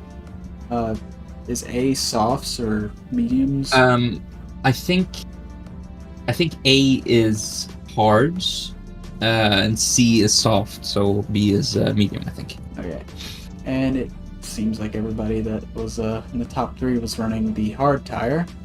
So Yes. you think tire choice played into it at all? I seen P3 and P4 fighting quite a bit actually. They had I want to say a photo finish. I don't know where the start finish line is here, but P3 and P4 are pretty close, and they had 2 separate compounds. So do you think tire choice played much of a factor in the F1 field at all? I think it could have played a factor. Obviously the people on mediums will have slightly worse tires at the end. I just saved on the hards because the Ferrari is infamous for having really bad tire life on the rears, and I did some practice runs in the practice session with the hards, and they really started to go bad at the end. So I didn't want to, chance with the mediums. My tires ended up being really fine though at the end, anyways, because I was so far behind Adam Mike after getting into the rhythm and a bunch of bad traffic encounters that I played it safe and was hoping for a safety car. Yeah, you guys spaced out like quite a bit. I wanted to watch you guys more because even like before I started the stream, I was like, I'm not gonna be watching the F1 field much. I know they're gonna spread out. It wasn't even because it's an F1 car. It was just because of the mistakes, and there's not much room for error in an F1 car. It's insane. It's very difficult. A really small mistake where you catch the car will lose you half a second.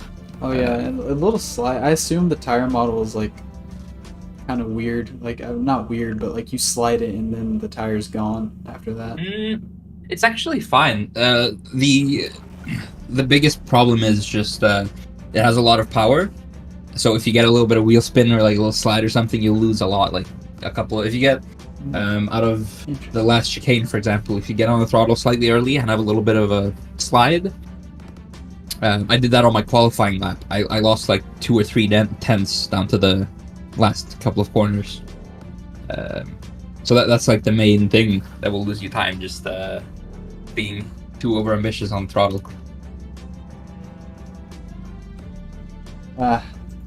And then I have one question for you. Yes. Coming up short kind of sucks, huh? I mean, yeah. You had the pace, especially. How did the safety car work? Because I know the touring car field slowed down, but I don't think you guys did. Did you guys just keep running, or did you? Yeah. So the 2 different fields, they have different safety cars. So sometimes the higher field will have a safety car, and sometimes the lower, or sometimes both. Depends a little bit. We didn't have a safety car in the F1s. Sadly for me, I was hoping for one because it was my chance to get back on Anamike. I did ask for one, but almost unanimously everybody else in the F1 field just said no. Yeah, everyone said no, so I didn't even speak because 1 against like 7 is very not gonna happen. But it was.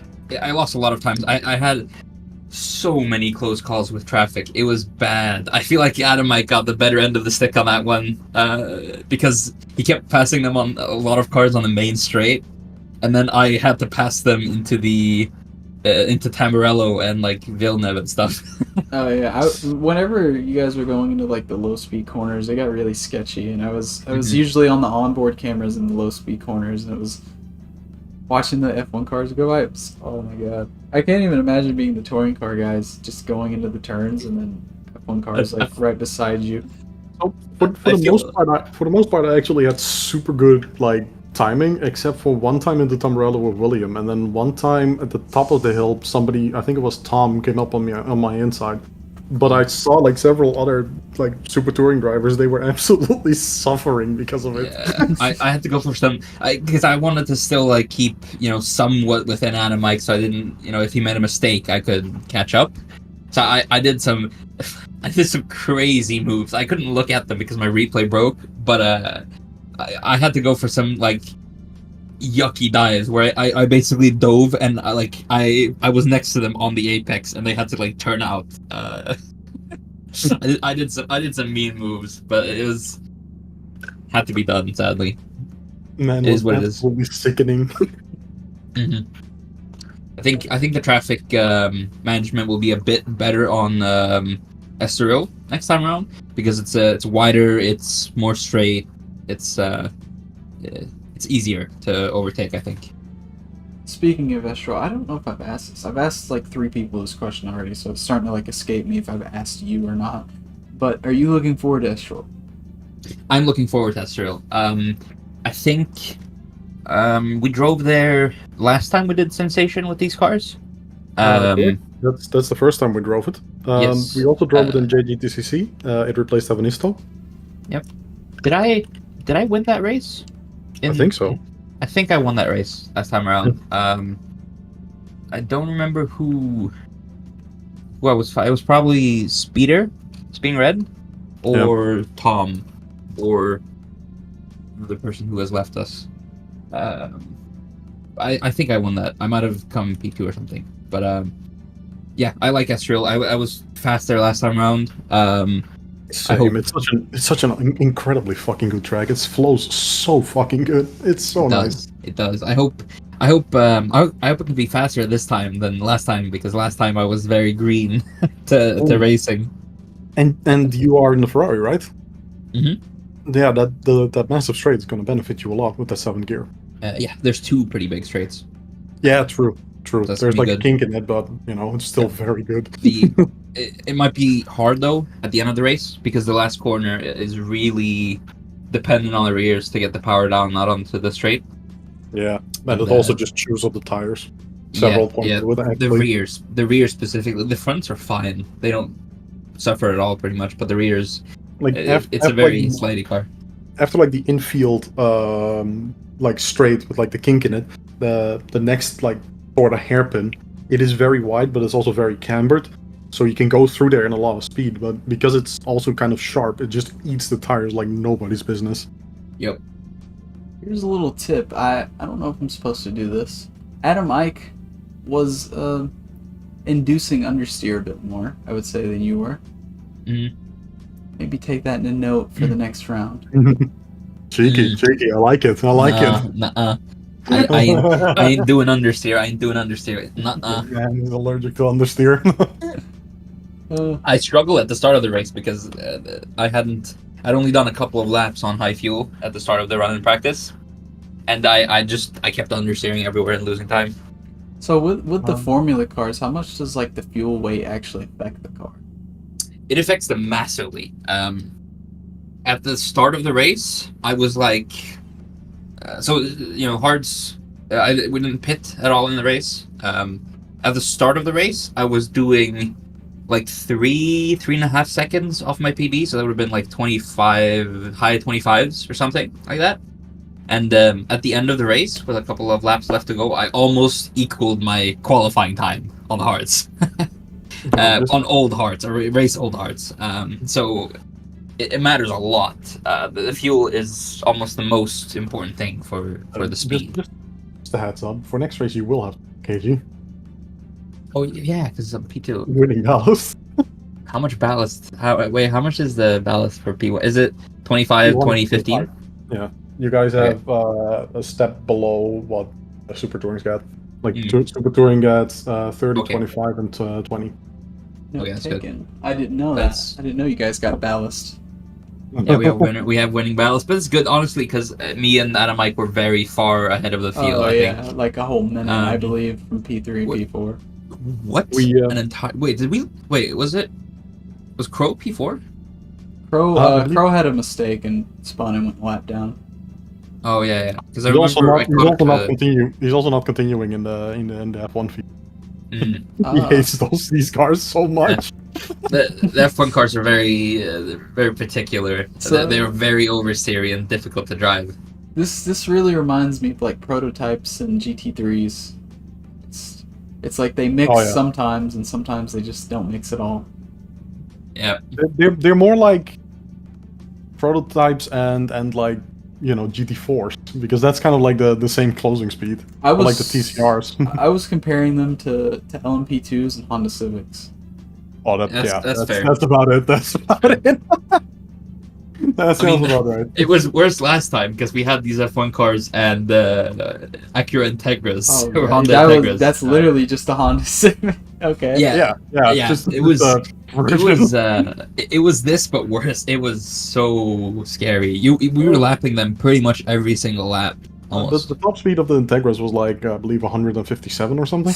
That's crazy. It was still fucking amazing though. Hilarious fun. Yeah.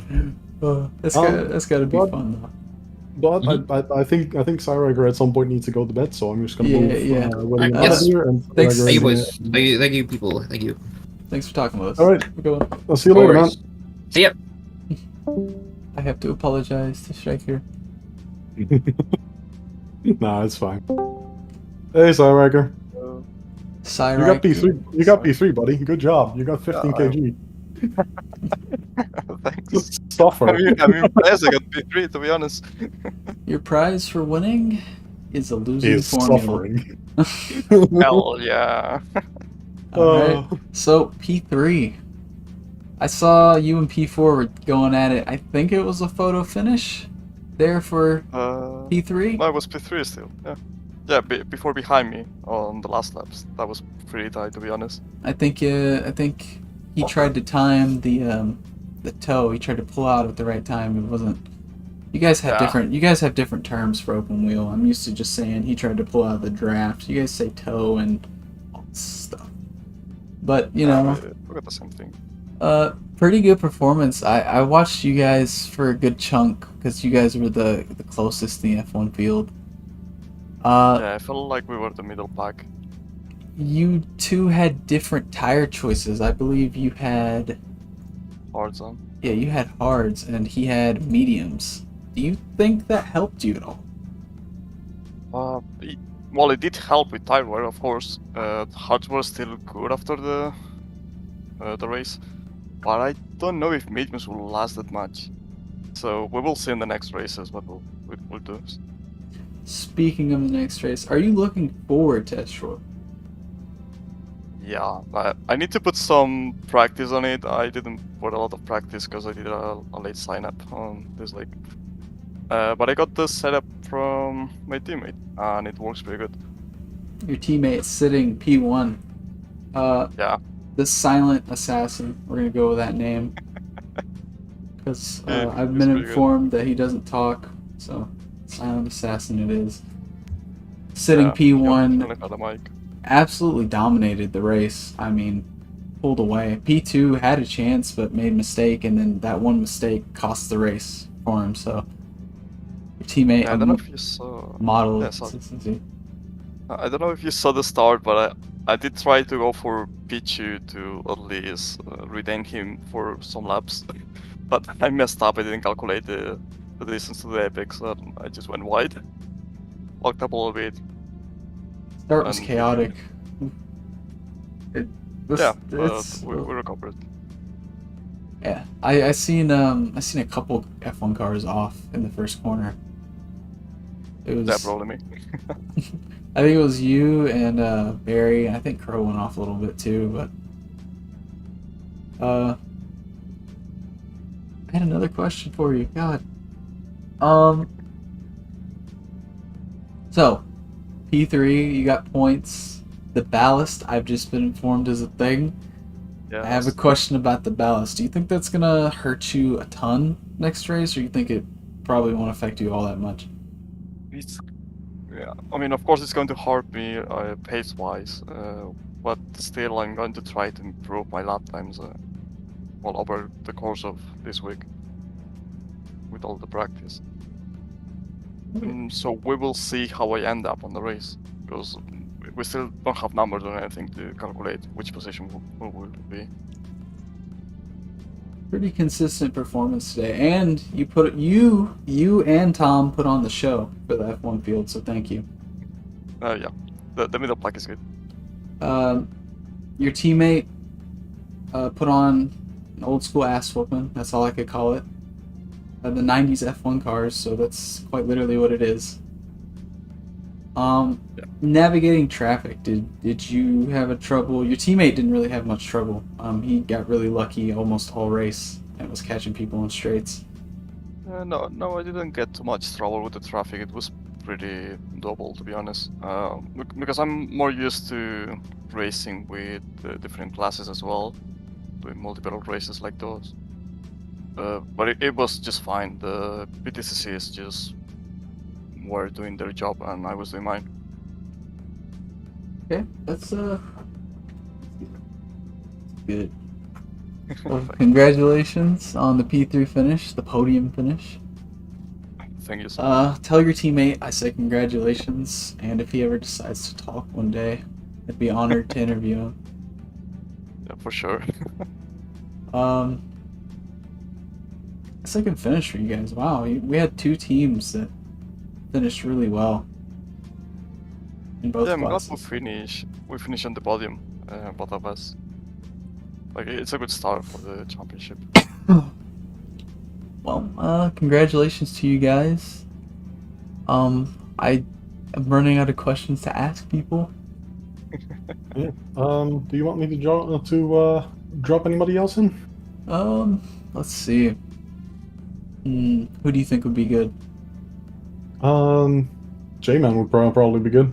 Cyraker, I'm gonna say goodbye to you now, buddy. Thank you very Goodbye. much. Thank you for Yeah. coming. Good night, I think. Oh, Jeezy, or aka Jesus. Jesus. Hello, Oh. Jesus. Hello. Oh my god. I'm scared. Jesus. Hey, how's it going? I called you Jesus and Jesus all race. by the Yeah, way, you can on the call me broadcast. how you wish. I saw you DNF'd early in the race, but then you Yeah. came back. What was I that mean- about? Is that like a connection issue or something? Oh, Yeah, he was like- simulating the Ferrari. Ferrari Reliability. consistency. Yeah, like the races went from like bad to worse because I got P3. Like I was kind of proud of it because I thought I would be way off from Adam, Mike, and William. So yeah, the start was kind of horrendous, and then on the lap 2, I kind of got like a little nervous, made a little mistake, and went onto the curb, and it just spun me around. This track and me just like, can I swear? Yeah. I just fucking hate this track so much. But yeah, then after that, I already dropped like 25 F-bombs accidentally. Sorry, But, like, girl. yeah, so the curve spun me around. I was in the middle of the track, and yeah, Striker couldn't do anything to avoid me. Yeah, it was nothing, but it damaged my front wing. I thought I could continue with the damage and try and catch back up again to the field, but yeah, it was impossible. I stopped for the wing, I go out, then like 3-4 laps later, like my electricity goes out, and it's just, yeah, from bad to worse. I tried to join back to see if I can like rescue anything, but yeah, 4 laps behind. There is not much to be done. It's a Max Verstappen level malfunction. Yeah. Like the virtual 24 level of malfunctions. Oh my god. Yeah, it was just from bad to worse. It was a nightmare. I see Yeah. it didn't score you points either. That's unfortunate. Yeah, what can you do? After all, this is what happens every now and then. I mean, But yeah, I think on pace-wise, I'm actually somewhat happy because I'm not as slow as I thought I would be. Like almost on 22, so not too bad. But yeah, just log-wise, not too much. 22. That I believe you're one of the 4 that were running 22s. There was 4 people in the F1 field running 20. I was really excited before the race started. Yeah. I was, because all the times were packed so far together in the F1 field. I thought it was going to be really good, but you guys ended up just doing an F1. Just what tend to happen with F1. Yeah, like the gap to P1 to P2 was crazy. It was 69 thousandths of a second from Adam Mike to William. It was crazy. And then P3 and P4 were like the closest fight. And then Yeah. Barry had trouble all race, bless his heart. Yeah, Crow as well. Crow had just horrible luck. Yeah, He was cousin like a sailor during the race. I see. yeah. him Crow spin. didn't really like the handling of the car. So I guess he's going to Super Touring next race. Yeah, I guess. So He's they're all- already said that he's going in probably the Audi. So Wankel's going to have a buddy in the constructors. Yeah, it's like the car handle is a little weird because it's like you're going to try to trail brake to try and go in, but the car is kind of just like locks the fronts and doesn't want to go in. It's kind of weird. You really have to get the trail braking right to get it to turn. Yeah, I'm not too familiar with like formula cars or open wheelers, but I do know that the brakes are really sensitive, and if like the left front lifts off the ground, it'll immediately lock up. And Yeah, lock up immediately. Yeah, and it's weird. And these old F1 cars, you could probably get away with running them softer, I guess, right?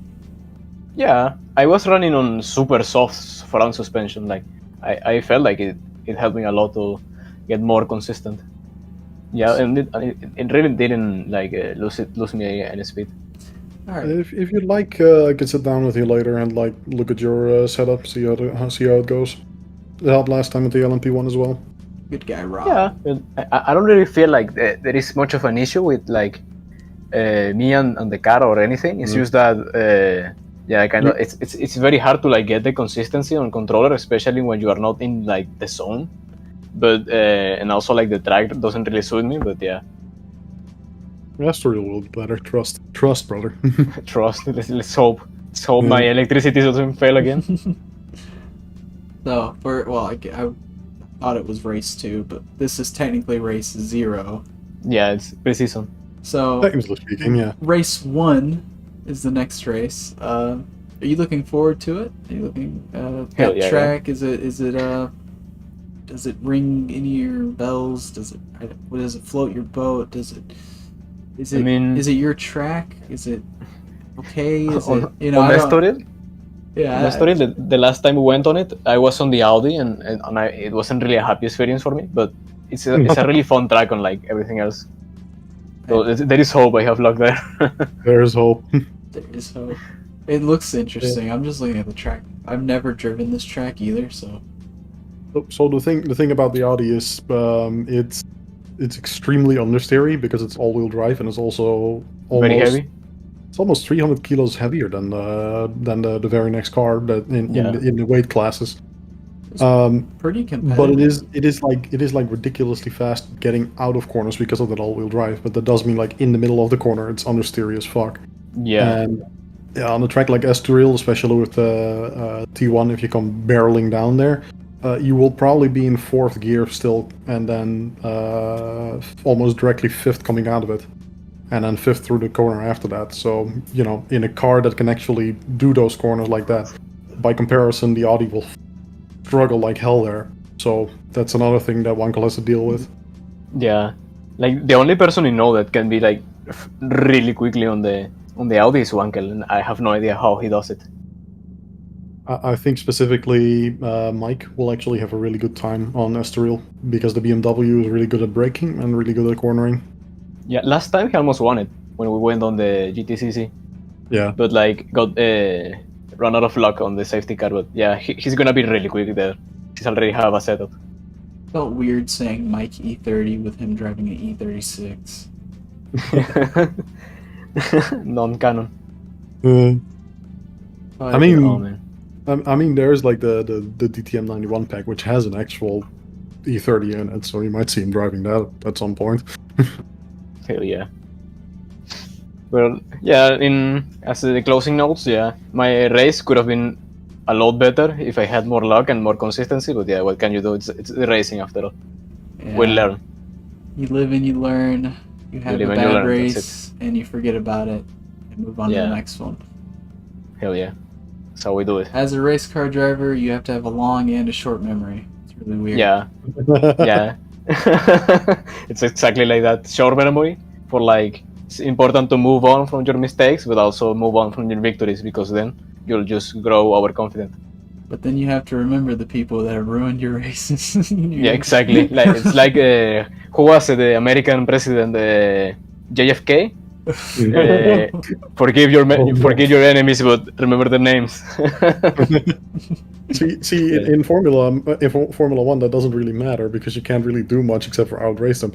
In Super Touring, however, Yeah. I seen some elbows out racing. That was I think it was you actually that put the bumper yeah, to somebody. I tapped Tosh in the fucking Tamburello. Yeah, that was some good racing. I like that. He was annoying the shit out of me, and he was right in front of me. But like That I wagon, didn't really mean to tap him, but like I was like, you know what? that wagon has some serious pace. Oh god, he was absolutely giving me an aneurysm. I feel like if he didn't make so many mistakes, he could have been up there with you as well. Like He was gonna have me, but then because we were fighting so much, Josh got back into the fight because he actually got his head wrapped around the mediums again. So when he fell back after Tamburello, he couldn't focus on pacing on me anymore because he had to focus on defending away from Josh. So I kind of made Josh his problem. I see. And also, like the thing with the wagon is that like it's like a crystal cannon because it's super fast, but you make one mistake and it's over because the rear is so heavy. You really have to be careful in weight transfer. Oh yeah, It's super hard to recover just because it has that massive wagon rear. Yeah, on GTCCs, Josh was really struggling handling it. It was a nightmare. But Especially on Bathurst, like coming into like the final couple of turns, like specifically that last chicane, he would just consistently whip it out there. yeah, super hard. But if you get it, if you get it right, it's super quick. Man. But I think we're gonna say goodbye to J-Man, and I'm probably also gonna go so you can wrap up. I agree. I appreciate you for helping me with the interviews, and I appreciate you for coming for the interview. Bye bye. No problem. Yeah. Anyway, I'll see you later, and good luck wrapping up. See ya. I had fun streaming it. I'm definitely gonna do this again. I hope to see you stream it again next week. See you later, man. I'll see ya. That was a really good race. So wrapping it up. This is your points. That was fun interviewing people. It was actually really fun. Your points for Formula 91 P1, you got Adam Mike for Sideheart Motorsports in sitting pretty with 22 points. P2, you got William Granberg, I think was his name. Oh my god, I've already forgotten the names. Do I really want to say that? Oh shit. We're gonna say Johnson Racing Team. 18 points for them. P3 Stryker, Sideheart Motorsports 12 points. Tom Zhu, Hercules Eclipse with 10 points. Pro in the Minardi 8 points, which they said they will not be racing this car next race. P6 is Barry in the G&K Motorsports machine, 6 points. Struggled all race to really keep that thing on track. And P7 with 0 points is Jesus MV. I believe there's somebody else in the Formula 1 field. Maybe I'm mistaken. He DNF'd, so no points on his end. For your Super Touring field, you have Mike E30 in the E36, driving for Hyperdrive. Scored 20 points this race. As for Wankel driving the Audi all-wheel drive machine, 18 points for him. P3, you got Nick in the Amamoyo Racing Team machine, 16 points for them. 4 in the Super Touring class is Robert Van. Oh my god, I'm forgetting names. I'm so tired. Apex Digital Motorsports, 14 points for them. Josh sitting pretty in P5 with 12 points for Slosh Racing. Toshiya Joshima for Roto Esport Team, 10 points for him. Imp2 for themselves, 8 points for them. Blackie Black for Fujifilm Racing Team, 6 points. Cyanite driving for themselves, 4 points for them. And Prime, proud with their result, keeping on pace slightly. Just happy to see another car in the race. P10 and 2 points for them. So, take a look here at the schedule. It's just slightly down here. Next race is Estroil. And then after that, we have the Pinwheel. I've never seen this racetrack. Kind of gives me Suzuka vibes, but I'm excited to see what happens there. Looks like an interesting place. And then after that, you have Fuji Speedway. And for special stage, you have Sveg. And then you have Monza, the half chicane. Missouri Valley. And then for the final race of the season, we have the Barcelona Street Circuit. So, not necessarily a long season, 8 races overall. The first race of the season was double points. So, this will be the only time you see people scoring 20 points, etc. At least I think. I believe the final is not double points. I'll have to review the rules. But I hope you did enjoy the stream. And I look forward to seeing you guys next week for this championship. Thanks for watching. See you guys later. Oh.